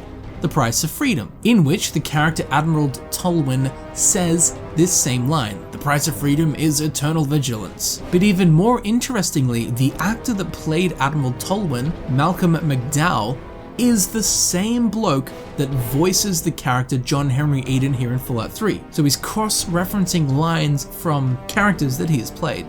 Now, during the unmarked quest called Jig's Loot, we'll have to find a series of 3 numbers. These numbers are 19, 53, and 113. This Jig's Loot quest is given to us by a guy called Prime. Interestingly, these 3 numbers, 19, 53, and 113, are all prime numbers. Of course, the key to unlocking Prime's clues is prime numbers. Unfortunately, the character Prime isn't exactly living up to his name. He is not in prime condition. Now, during the Wasteland Survival Guide Saga questline, while Moira Brown is patching up the player after the personal injury subquest, she will say, "Oh, I know it does, dear, but it's for a good cause. Try not to squirm so much while I take notes. Now, how would you describe the pain you're feeling? Any advice for how to keep it from being overwhelming? And remember, this is for posterity." This line is taken from the 1987 film The Princess Bride. During a scene where the protagonist is being tortured, he is asked by the antagonist to describe the pain, cherried with the "and remember, this is for posterity," just as we experience here in Fallout 3. Now, in Vernon Square, there is a movie marquee where we can see the advertisements for a bunch of different movies that were in, fictional pre-war Fallout. But there's one here called P.S. I Hate You, which is a cheeky twist on the 1981 movie P.S. I Love You. Now, like many things, throughout Fallout 3 and throughout the Wasteland, we can run into these Pulaski preservation shelters, which are coin-operated one-person Fallout shelters, and yeah, they're as bad as they sound. Oftentimes didn't help anyone survive. But did you know that these Pulaski preservation shelters get their name from the real-life survival story of Edward Pulaski and his team of firefighters who survived a great fire by sheltering inside an abandoned mine? Sadly, the Pulaski survival trait did not translate over onto the Pulaski preservation shelters in Fallout 3. Now, in the Fallout universe, there is a brand of radio and television called Radiation King. There is even a Radiation King store in downtown DC. This brand gets its name from the TV that Homer Simpson had as a child, which was called the Radiation King. Of course, from the show The Simpsons. Now, all around the place, we can find various propaganda posters, but the Civil Defense Administration poster in particular has been based off of a real-life Soviet Red Army recruitment poster, as is made clear with them side by side. Once again, dotted around the wasteland, we can find a diner called Dot's Diner. It's basically just a chain of diners. But it actually gets its name from the CGI animated action-adventure series reboot, where there is a diner called Dot's Diner located in the city of Mainframe. Yes, so in the Arlington Cemetery there is a house called Arlington House, which is a real building, although the one in Fallout looks nothing like the one in real life. Interestingly, out the front of the steps of the house, we can find a dead regulator, where on its corpse we can find a contract to bring a raider to justice. This raider can be found inside the Arlington house in the basement, where we will bring him to trial with a trigger. So what we've got is a regulator hunting a raider within the confines of a Civil War history building. This is especially interesting because at the Confederate Andersonville prison during the Civil War, there was a band of rogue soldiers being held prisoner there who were called the Raiders, and they caused so much trouble that eventually an internal force called the Regulators was created to put a stop to the Raiders and their mayhem, exactly like what we find here in Fallout 3. Regulators hunting and bringing to justice Raiders. In this basement there is also a really creepy shrine to Abraham Lincoln. Nothing more to it, just thought I should point that out. So there's a companion you can get called RL3. He can be found just outside the Robco facility, and he's a Mr. Gutsy, therefore we know he's a badass. And he can be caught dropping this line. Old war bots never die, we just rust away. This is a reference to General Douglas MacArthur's quote from the 1951 farewell address to the US Congress, in which he was interrupted by 50 ovations. Towards the end of the speech he said, "Old soldiers never die, they just fade away." Something that evidently applies to Mr. Gutsy's as well. Now RL3 can also be heard saying, "There's nothing I like better better than making some other poor bastard die for his country. Ready to die for your country? This is based on a quote from the American General George Smith Patton Jr., which was, "The object of war is not to die for your country, but to make the other bastard die for his." And ever so fittingly, the name of this hardcore military character, RL3, very closely resembles the initials of the actor and former drill instructor, R. Lee Ermey, his initials being RLE. Of course, in internet culture, a 3 can often replace an E, so RLE, RL3. So R. Lee Ermey you'll probably know best from playing the senior drill instructor, Gunnery Sergeant Hartman in Full Metal Jacket. And he has since played roles and voiced many characters which require a hardcore military attitude. So again, a super fitting that RL3's name appears to be based off of R.L. Ermey. The 2006 novel The Road, written by Cormac McCarthy, influenced some elements of Fallout 3, as Todd Howard stated in an interview about Fallout 3. While most of the influence drawn from The Road was tonal, we can come across some hunters selling strange meat, aka human flesh. What do you need? Well, sure. We've got plenty for the moment. Give me a shout if you need anything else. The very best kind. Try some. You've never tasted sweeter, I'll warrant. This appears to be based on the trope of the hunters from The Road who hunt humans for their meat. Funnily, inside the Robco facility, if we head into the bathrooms, at the end there is a toilet stall within which is a Protectron sitting on the bowl busting out some nuts, which is actually quite literal, as if we look in the bowl there is a bunch of scrap metal, nuts and bolts, bits and pieces. I guess this guy just had a bit too much spicy fusion battery last night. This guy definitely needs some more fiber in his diet. Fiber optics, that is. When creating a female character, there is a haircut style called Wendy the Welder. This takes its name from the Rosie the Riveter, a model for working class women during World War II. And there is an actual famous photo of a young woman which is titled Wendy the Welder. Was this haircut named after the specific photo of Wendy the Welder? I doubt it. I think in general the gist is it retains femininity yet is practical and gets its name from the general movement that Rosie the Riveter inspired. This one's pretty cool actually. Inside the Gold Ribbon Grocers, when we enter, we'll notice something is awry. It would appear that the entire shop has been set up as a Rube Goldberg machine. These are contraptions which basically take the concept of dominoes to the next level, where elaborate mechanisms are set up. When triggering one, it triggers the others, and so on. The best way to describe one is to set this one off.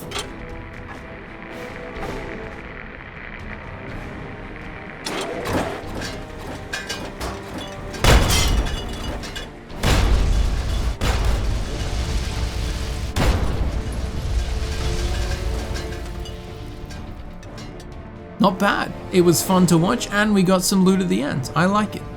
Ah yes, now heading back to Vault 92 where we went earlier. This again was the vault where many prevalent and talented musicians and artists were invited to live so they could preserve music and art in the wake of nuclear annihilation.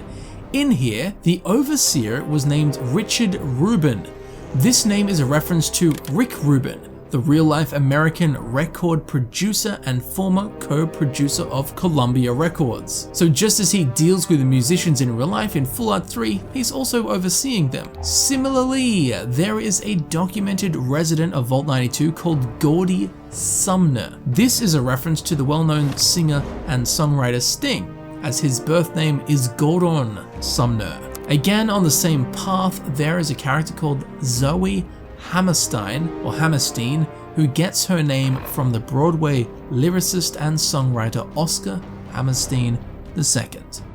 When Knight Captain Dusk is asked what she does for the Brotherhood, she will respond with, "I'm a sniper with the Pride. Put any muty bastard within 1 mile of me and my rifle, and, well, pack it up, troops. Fight's over." Colvin thinks he's a better shot. Man's delusional. This line is taken from the 1998 war film Saving Private Ryan, where Jack says the same line only about Hitler and not a mutie. Again, on the same line, when Knight Captain Gallows is asked what his real name is, he responds with, "What's the pool up to now anyway? Nice try though." This once again is a line taken from the movie Saving Private Ryan, which is said by Captain Miller to completely break the tension of a very serious situation, and basically sidetrack everyone involved, which is exactly what Knight Captain Gallows is trying to do here when we ask about his name. Now, under a bridge and seemingly in the middle of nowhere, there is a strange building simply called Shelter. Inside here there is a room which I'm not actually sure what it references, if it does reference anything, but it's filled with plungers. There is a garden gnome with syringes all through its head. There is a mannequin with plungers on its head. There is a medical bench with a man made out of plungers. But very, very strangely, there is a series of bloody handprints and a series of plungers making its way up the wall, which if we follow it, we will see that whoever did this actually made it to the ceiling, but then if we follow where the trail ends down to the ground, we will find the skeleton. Someone went full ninja and plunged their way up a wall only to take the plunge and end up dying. Again, I don't know if this room is a reference to something, but it's so weird I had to put it in. Also, when we walk in, right next to the doorway, there is this strange pile of stuff balancing, which you'll notice is really impressive when you realize that this book is being held up by pencils standing upright. Now the character Uncle Leo, who you run into randomly, is named after the character of the same name from Seinfeld, Jerry Seinfeld's uncle, Leo. As Uncle Leo in the show kind of pops out of nowhere every now and then, you don't know when to expect him. You run into Uncle Leo in Fallout 3 as a random encounter. Again, you don't know when you're going to run into him, but also a character of the name Uncle Leo has been a common theme throughout Bethesda's games in the past. Again, reinforcing that Uncle Leo is a reference to Seinfeld, that dude that just rocked up out of nowhere. After you complete the Galaxy News radio quest, Three Dog shouts, "People of the Capital Wasteland, you can hear me! Yee-haw! You can't stop the signal, baby!" This line is taken from the 2005 science fiction film Serenity, said by Mr. Universe when talking about, you won't believe it, a signal, as Mr. Universe broadcasts the truth, whether pleasant or not, and this is similar to what Three Dog is doing as he's fighting the good fight. So as soon as we come into the Museum of Technology, on this massive curved desk in the foyer, we can find an interesting arrangement of pencils and a bottle cap. This is actually the logo of a gaming news website called Shack News. Apparently, someone at BGS was enough of a fan to painstakingly build this out of pencils. Now inside the Tenpenny Tower, when it gets sacked, it sure looks like a creepy abandoned hotel. Well, in one of the hallways we can find a red tricycle, along with at the other end of the hallway, bloodstains on the wall and a chair. This is of course a reference to the classic 1980 horror film The Shining. In particular, the famous scene in which Danny rides his tricycle through the hallway around a corner and runs into the twin girls. As they speak, there are flashes of them laying on the ground murdered next to a chair, just as we find here in Fallout 3 with the blood on the chair and the tricycle in this eerie, creepy, abandoned hotel and this long hallway. Now during the quest The Replicated Man, we can come across a holotape called Self-Determination Is Not a Malfunction. I want to live my own life, on my own terms, as my own man. I used to work for the Synth Retention Bureau of the Commonwealth. But I'm done with that life. I'm through with being someone's property. I am not malfunctioning. Since when is self-determination a malfunction? This holotape name and its contents are a reference to the 1986 film Short Circuit, where a robot is struck by lightning and gains a more human intelligence and philosophizes the phrase, "Life is not a malfunction." The film Short Circuit also deals with the same concepts as the Replicated Man quest does, an artificial being challenged by self-awareness and free-thinking consciousness. Now inside the Germantown police headquarters, there is a 911 dispatch terminal that has logs of calls made. One of the quotes is, "And that's how you get to the llama school." This is actually a reference to a song from the MTV sock puppet talk show called Syphil and Ollie. That song from that show being called the Llama School. And also, in this same building, the password for the lockdown computer is Vicious Koi. Now, on the Syphil and Ollie show, there was a character called Precious Roy, but there was also a kind of alternate dimension Syphil and Ollie show called the X and O show, and the X and O show's version of Precious Roy was Vicious Koi, the password we have here in Fallout 3. Inside the Lady of Hope Hospital, there is a large open room, and if we look up, we'll notice a skeleton and a barrel hanging out of this opening in the ceiling. Well, if we shoot the barrel, this will happen. A stack of skeletons and random other rubbish and trash falls out of the hole, but funnily, the last two skeletons don't fall down, as one is caught at the last second by his mate, grabbing his ankle and saving his marrow? Death? Can you save a skeleton? I don't know. But this skeleton friend's saving his other friend from falling. It's quite quaint. Every now and then on the radio, you will hear Three Dogs say this. If you do need to head into the heat, be smart. Give yourself a nice boost of Rad-X first. Remember, only you can prevent human flesh fires. This line is referencing Smokey the Bear and his famous PSA slogan of "Only you can prevent forest fires." It's just been Falloutanized into flesh fires. Now this one's cool. So inside the Capitol Post building, down in the basement, we can find one unfortunate chap. His name is Gibson. His head has been cut off and lays at his feet while his body is slumped up against a wall. This scene is a reference to the 1988 cyberpunk-themed game Snatcher, where a minor character named Gene Jack Gibson is found dead with his head cut off and lying between his legs, just as we find Gibson here in Fallout 3.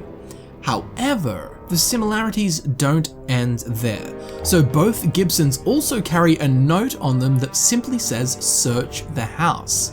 So if we take this key and actually head to Gibson's house in Minefield, inside his actual house will be a small model house, which is the house mentioned in the note and will contain random loot. But going back to Snatcher's Gene Jack Gibson, he also has a model house which contains clues. And there are also two other houses in Minefield named after characters from Snatcher. Gillian House is referencing the character Gillian Seed, the game's main character, and Benson House is referencing either the character Harry Benson or the character Benton Cunningham. Both are as likely as one another. All in all, a really solid reference to an old school classic Snatcher. Now going back to the Museum of Technology really quick, interestingly, they have on display the lunar module that first landed on the moon in Fallout's universe. Now, as you may know, Fallout's universe diverges from our universe before the moon landing took place. And curiously, despite the Americans being the first to land on the moon within the Fallout universe as well as real life, the lunar module that did it within Fallout is actually based off of the real-life Soviet LK lunar landing module, rather than the actual NASA LEM. I don't know why they did this, it's quite curious. I suppose the Soviet LK fits the aesthetics more for Fallout. We had to get her at some point. Star Trek. So during the first fade to white in the opening character creation, basically as soon as you're born, it will fade to white, and if you listen really carefully and quite closely, we will hear the line, "Damn it, we need a doctor, not a scientist, or not a dentist, or demunist." I'm not actually sure what he says, but the point is, damn it, we need a doctor, not insert whatever profession. We need a doctor, not a dentist. So this is a reference to the common phrase said by Leonard McCoy in the original Star Trek series, where given any situation he had to do something, he'd say, "Damn it, Jim, I'm a doctor, not a insert relevant profession for given situation." And this has been super subtly slipped in right to the first fade to white at the character creation. Similarly, in Rivet City, if you try and buy chems off of Dr. Preston, he will say this: "You can get that crap down at a quick fix. It's in the market. I'm a doctor, not a dealer. I'll fix you as best I can if you're hurt." This is of course borrowing from the same trope that we just spoke of. Now, as we discover in the Hubris comic store, there is a comic book and TV character called The Adventures of Captain Cosmos. This TV series is due to air at 8 PM on Thursdays. Now, given the time slot and the overall space exploration theme, it would seem that the Adventures of Captain Cosmos is based off of Star Trek, as it's thematically similar, and Star Trek was originally aired at 8 PM on Thursdays, just like the Adventures of Captain Cosmos. Now, inside the Nuka Cola plant there is a shipping computer, the password for which is... That information is in the shipping computer terminal. The passcode for the terminal is NC-C1864. NC-C1864. This seemingly random string of characters is actually the same call code for the USS Reliant from the 1982 Star Trek II, The Wrath of Khan. Inside the Citadel there is a Mr. Gutsy called Sawbones who works as the Doctor. He greets you with the phrase, "Please state the nature of the medical emergency." This is the signature line of the Doctor from Star Trek Voyager that he says whenever he appears. And Sawbones can also on rare occasion be found writing poetry, which is something other Mr. Gutsies would never do, much like how the Doctor would perform artistic pleasures unlike other holographic counterparts. Oh, this one's good. Okay, so the Brotherhood of Steel member Redden is an initiate that will die during the quest following in his footsteps. Funnily though, her script is called MQ-01 Red Shirt Script. Well, what does that mean? Well, red shirt is in reference to a term used in the Star Trek pop culture to describe expendable characters, i.e. the guys in the red shirts in each episode were probably the guys that were gonna die while out on a mission. Again, they were expendable characters. And this is exactly what happens to Redden. She is introduced only to be swiftly deleted from existence by the brutal slam of a super mutant behemoth, because she fits the red shirt trope. So someone at BGS added that into the name of her scripting, MQ-01 Red Shirt Script.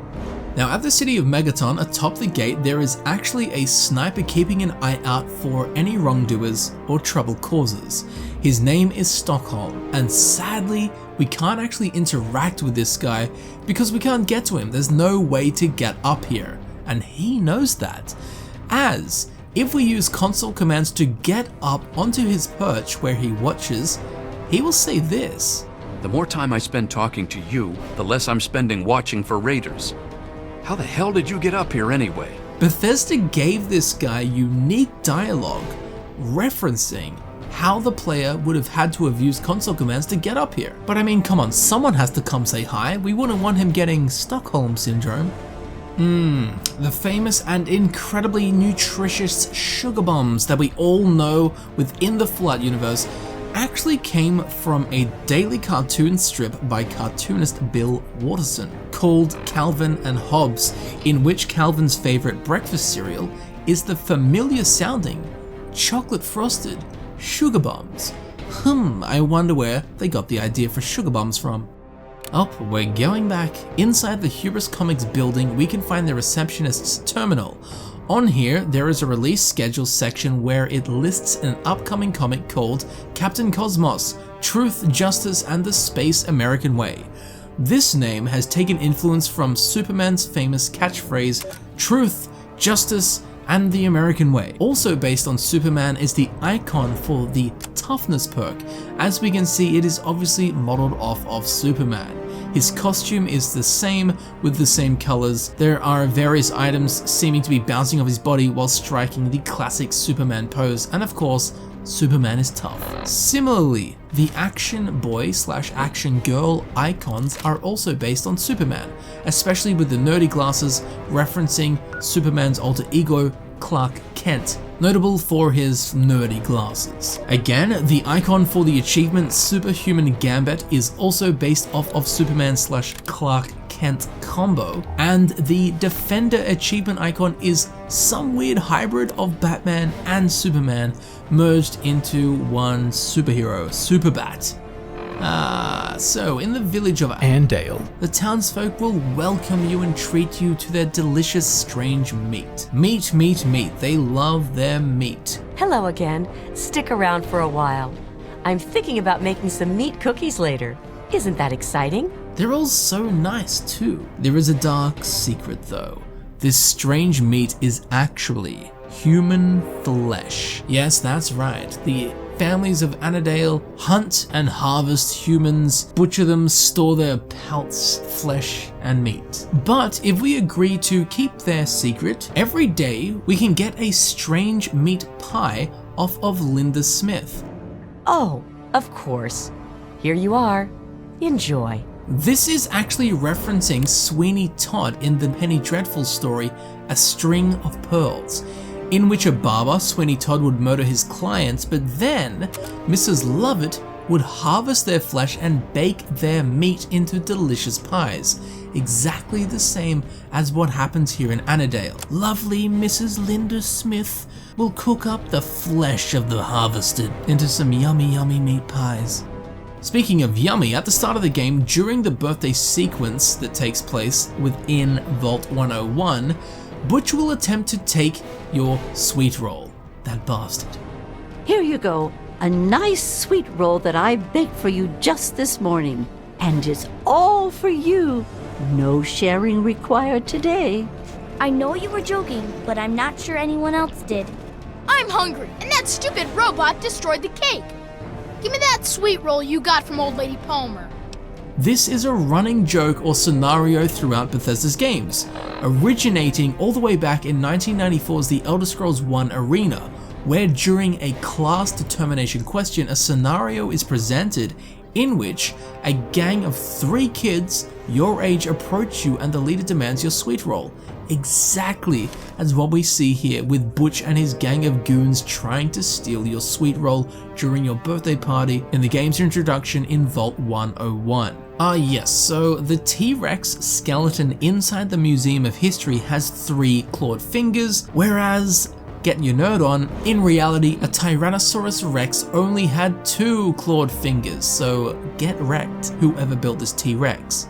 There had to be one, but the icon for the cyborg perk is based on the T-800 model 101 from 1991's film Terminator 2 Judgment Day. As we can see, it is missing the flesh, revealing the cybernetic components beneath, in particular half of its face and one arm, just like the T-800 does during the film Terminator 2 Judgment Day. The style of the robotics is also similar to the said Terminator.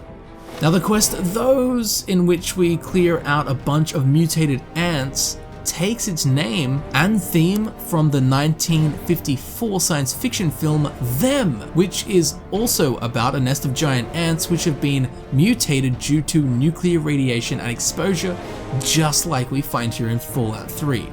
Now going back to MacReady, the leader of Little Lamplight, Mayor MacReady, or if you want his full name, Robert Joseph MacReady, or R.J. MacReady, likely takes his name from Kurt Russell's character in the 1982 science fiction horror film The Thing. His character's name in the film is R.J. MacReady, bearing the same initials and almost the same last name as Robert Joseph MacReady here in Fallout 3. They also have similar personalities, not tolerating nonsense, rising to leadership, and being resourceful survivors. Here will come soft rains. Okay, so at the location known as Townhome, there is a house called the McClellan Family Townhome, where there live 2 parents, a baby, a child, a family dog called Muffy, and their family's Mr. Handy. We can find the Mr. Handy in a room with a terminal next to him. If we take a look, there is a list of general commands and chores that the Mr. Handy can do. If we select read the kids a poem, he will travel to the child's room, who was totally dead by the way, and recite this. There will come soft rains and the smell of the ground, and swallows circling with their shimmering sound, and frogs in the pool singing at night, and wild plum trees in tremulous white. Robins will wear their feathery fire, whistling their whims on a low fence wire, and not one will know of the war, not one will care at last when it is done. Not one would mind, neither bird nor tree, if mankind perished utterly. And spring herself, when she woke at dawn, would scarcely know that we were gone. This is actually a poem written by Sarah Teasdale in 1918 called There Will Come Soft Rains. Now this poem influenced Ray Bradbury to write a science fiction short story of the same name in 1950.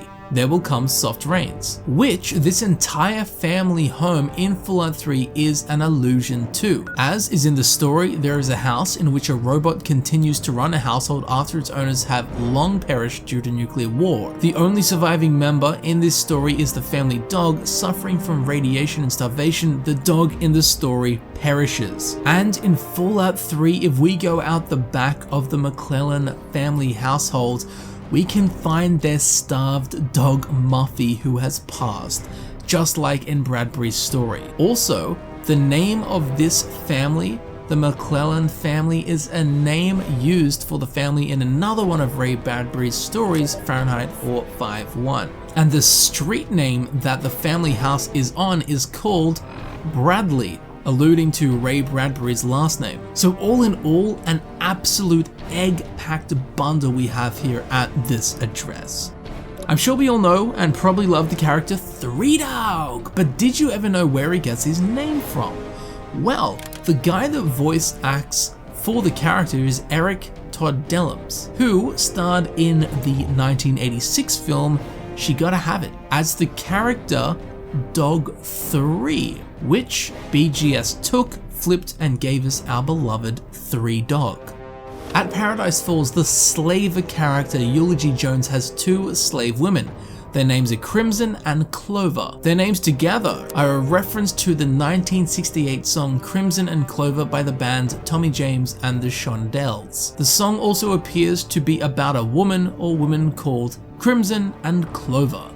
Ah yes, it's time. Now we'll take a closer look at Tranquility Lane and its many references. So the cult classic character, the pint-sized slasher in Fallout 3, is heavily based off of the clown that appears on the 1998 video game cover art for Carnival. The creepy face, the clownish costume, the color scheme, and the slashy knifey all bear striking similarities. As Tranquility Lane is a simulation, it seems to portray the American dream at face value. Clean, safe neighborhood. Green lawns, white picket fences, all that classic stock standard, simple, dreamy haze visions of everyday America. Because of this, it's very likely that the character Roger Rockwell gets his name from Norman Rockwell, who is best known for his Americana artwork on the covers of Life magazine from the 40s to the 60s, where his illustrations portrayed a simpler, purer time of America, much like what Tranquility Lane does. Now this one gets pretty confusing. In short, within Tranquility Lane, the simulation, there is a young girl called Betty. Betty is actually controlled by the overseer of Vault 112, Dr. Stanislaus Braun. There are fewer rules this time. I'd like to see just what you're capable of. I'd like you to kill Mabel Henderson. An old, sadistic, narcissistic, psychopathic man. He uses Betty within the simulation to torture the other people in the simulation purely for his own entertainment, even killing them only to resurrect them and torture them once again. Essentially, Betty plays God within Tranquility Lane. So Betty has been based off of a few things. Firstly, the concept of Betty was based off of the 1961 The Twilight Zone episode, It's a Good Life, where a child born with godlike powers isolates his small town from the rest of the world, where he torments and tortures and kills them at will, using them as his own personal playthings. Betty is also based off of the 1967 short story I Have No Mouth and I Must Scream, in which a supercomputer called AM becomes self-aware and almost completely wipes out humanity, but keeps a small handful of humans alive, only for the sake of torturing them. And the concept of Betty secretly being controlled by an older man is based on the 1965 science fiction novel The Three Stigmata of Palmer Eldritch, where, while in a multiple person dream link, Palmer Eldritch takes the form of a little girl called Monica, as to hide his identity and allow him to manipulate his nemesis, Leo Bolero, within the dream. And the actual character behind Betty, Dr. Stanislaus Braun, is one of the oldest characters in the Fallout series, having been born pre-war. He was born and lived in Germany and was a fantastic scientist throughout his lifetime. Because of this, his name is likely drawn from a combination of Stanislas Ulam, who was a Polish-American mathematician who worked for the Manhattan Project, and Werner von Braun, who was a rocket scientist who worked for both Nazi Germany and the US. So all in all, a pretty crazy bundle of references there, but just to make it a bit more lighthearted once again, weirdly, if we use the no-clip command to go underneath the Henderson residence within Tranquility Lane, we can find a terminal under here. We can talk to it, but all it says is, "Hey there." Later. Like some kind of lost soul in the simulation trapped inside a terminal under a house. Maybe it's a computer pretending to be human within a simulation of humans in computers. Yeah, it's all philosophically incestuous. Oh, now it's prime time, baby. So Liberty Prime, the massive robot that will crush everything in its path, has many lines, most of which are humorous. Democracy is non-negotiable. But this line, freedom is the sovereign right of every American, appears to have been based off of a line said by Optimus Prime in the Transformers series. That line being, "Freedom is the right of all sentient beings." Despite the similarities between characters and the characters' lines, Emil Pagliara denied any intentional relation, although admitted it could have in fact been a subconscious influence when creating Liberty Prime. But I mean, come on, Optimus Prime, Liberty Prime, two giant robots that save things and drop very similar lines. Anyway, Liberty Prime's head appears to be modeled after Gort's head, the robot from the 1951 science fiction movie The Day the Earth Stood Still. Their heads are very similar in appearance and functionality, as they both shoot lasers out of their single eye slot. Now, this one's actually really crazy. So Liberty Prime also throws nuclear warheads, which are kind of shaped like footballs, but he throws them as if he was playing NFL. This is a double entendre, as the phrase, the nuclear football, is the name given to the briefcase containing the nuclear codes, and the president in this situation is the nuclear quarterback, as he is the one that launches the nuclear football. So Liberty Prime is doing that in the phraseological sense and in the literal sense. He's literally a nuclear quarterback, literally throwing nuclear footballs. Now, the faction known as the Railroad that helps free and liberate synths has been based off of the real-life Underground Railroad, which was a network of secret routes and safe houses used by African American slaves and abolitionists to help the slaves reach the Free States or Canada. Now, inside the Evergreen Mills Bazaar, we can find a character named Smiling Jack who carries the unique shotgun called the Terrible Shotgun.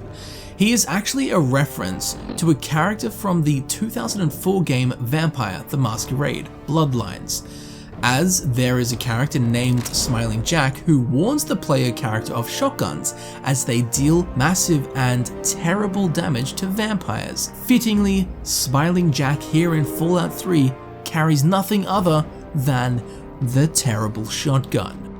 Now, the character, Lucas Sims, the mayor and sheriff of Megaton, sure has a solid cowboy vibe about him. He likely gets his name from the character Lucas Sims in the famous Western TV series Walker, Texas Ranger. Of course, both Lucas Sims share common equestrian cowboy traits. Now, like Mad Max, the 1988 science fiction post-apocalyptic game Wasteland has influenced Fallout in many ways, and was actually made by Interplay, the same company that created Fallout. Of course, this leads to a solid group of Easter eggs in relation to Wasteland.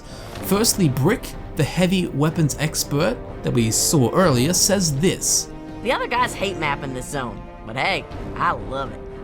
I love turning the muties into a fine red mist with my gun. Now, this phrase, fine red mist, is actually a pop culture trope originating from one of the descriptions for dramatic combat deaths in Wasteland, where something would be turned into a fine red mist. So if you see that anywhere, just know it started in Wasteland.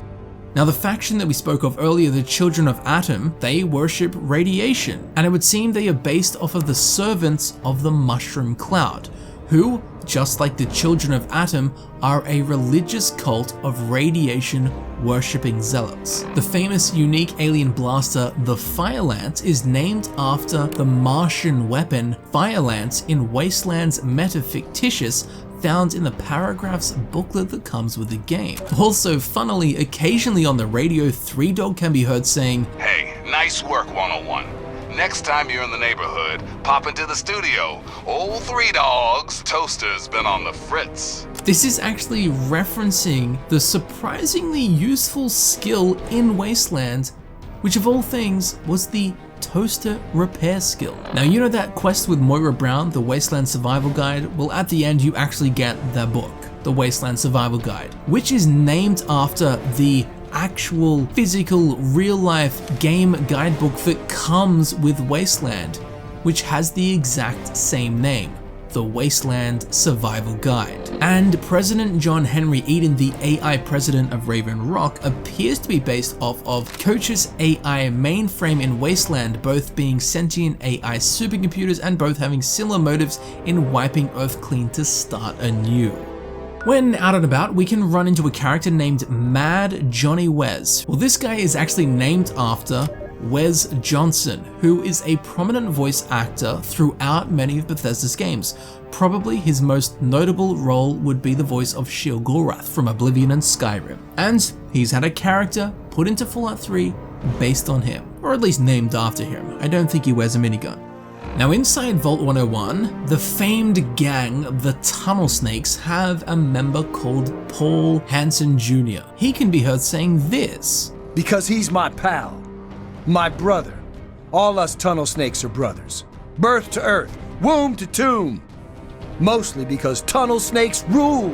Now this line, birth to earth, womb to tomb, is taken from the famous West Side Story, which basically also follows the life of young gang members, and where that phrase, or a version of that phrase, birth to earth, womb to tomb, is said as in like gang member for life, we're brothers kind of thing. None of this West Side Story stuff is as cool as the Tunnel Snakes.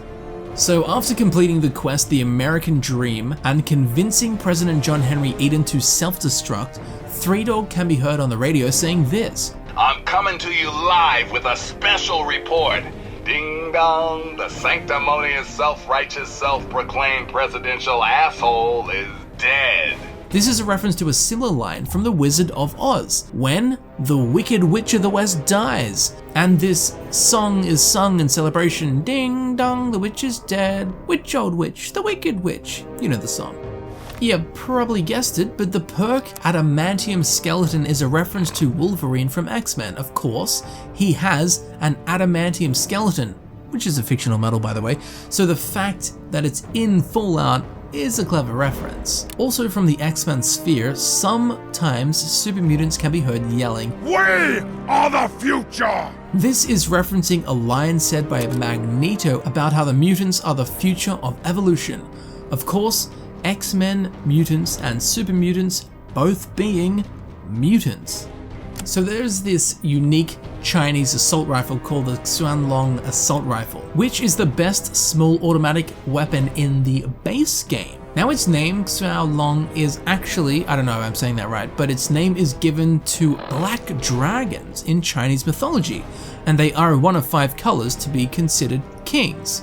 So fittingly, a unique Chinese assault rifle that is the most powerful of its weapon class in the base game is named after the King of Dragons, or the most powerful dragon, Xuanlong. Similarly, in Chinese mythology, the mutant radiation bears called Yaoguai that you can run into have taken their name from Yaoguai in Chinese mythology, which means strange demon or monster. In Chinese culture, the Yaoguai are the manifestations of fallen divine creatures and the spirits of mistreated animals. A fitting name, as the Yaoguai in Fallout meet that criteria, given they've been mutated and twisted by radiation.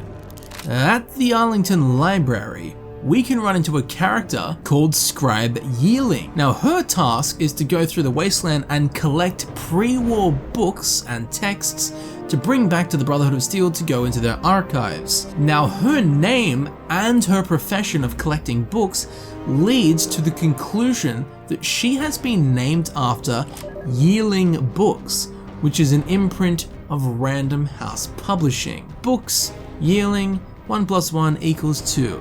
She's named after this book company. And I've saved a really thick one for last. In the wasteland, there is a town known as Erfu, where we can pick up a quest called Blood Ties. Now nearby Erfu, underneath the Marasetti train yard, we'll be led to a faction known as the Family. For anyone unaware, the Family are a group of self-proclaimed vampires. Now the Family is likely a reference to the antagonists in Charlton Heston's 1971 film The Omega Man, where a nocturnal breed of pale vampiric mutants that live underground refer to themselves as the Family, exactly like we see here in Fallout 3. Also, Robert, a member of the Family, is likely a reference to Robert Neville from the same film. And interestingly, when speaking to Karen in Erfu, she will mention that all they do is terrorize us. They taunt us to open our doors, throw bottles at our houses, and scream at us. If I knew King had my back, I'd step outside and show them just how I feel about their visits, especially after this last attack. Now this description is the exact same as the behavior of the vampires described in Richard Matheson's 1954 novel, I Am Legend, which is the book that the Omega Man film is based on. So that's definitely interesting. Now the Family, these self-proclaimed vampires, definitely have a lot in common with vampires. Firstly, when we find the Wests dead, their corpses have bite marks on the neck. Now the one unaffected family member of the West family, Lucy West, is a direct reference to Lucy Westenra, who was a vampire from Bram Stoker's 1897 novel Dracula. Both Lucys also share similar pasts. And keeping with the vampire theme, the password to get into Ian's room is Vespertilio, which is a genus of bat. Needless to say, bats and vampires are often connected in folklore. Underground in the train yard where the Family is found, you'll notice that their base is on the red line. Red, eh? The color of blood. Now the name of the station that the Family lives in is Marasetti Metro Station, but this actually gets its name from a commune in Harghita County, which is part of Transylvania in Romania. Romania, and specifically Transylvania, is Dracula country, which we'll get to in a second. Like right now, as Erfu, the town that led us to the Family, gets its name because a road sign that once said "careful" has worn out.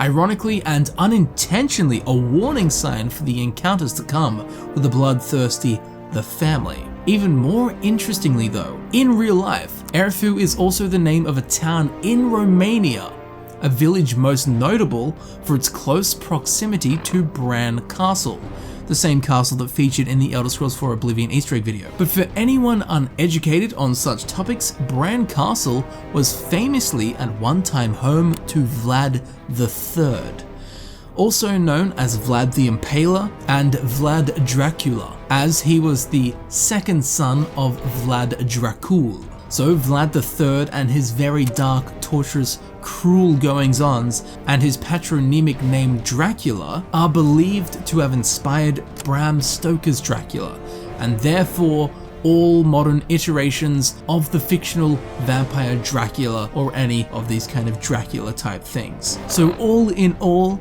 the Family shares a lot in common with Dracula and classical vampire themes. And with that, I think we've just about sucked all the blood out of Fallout 3.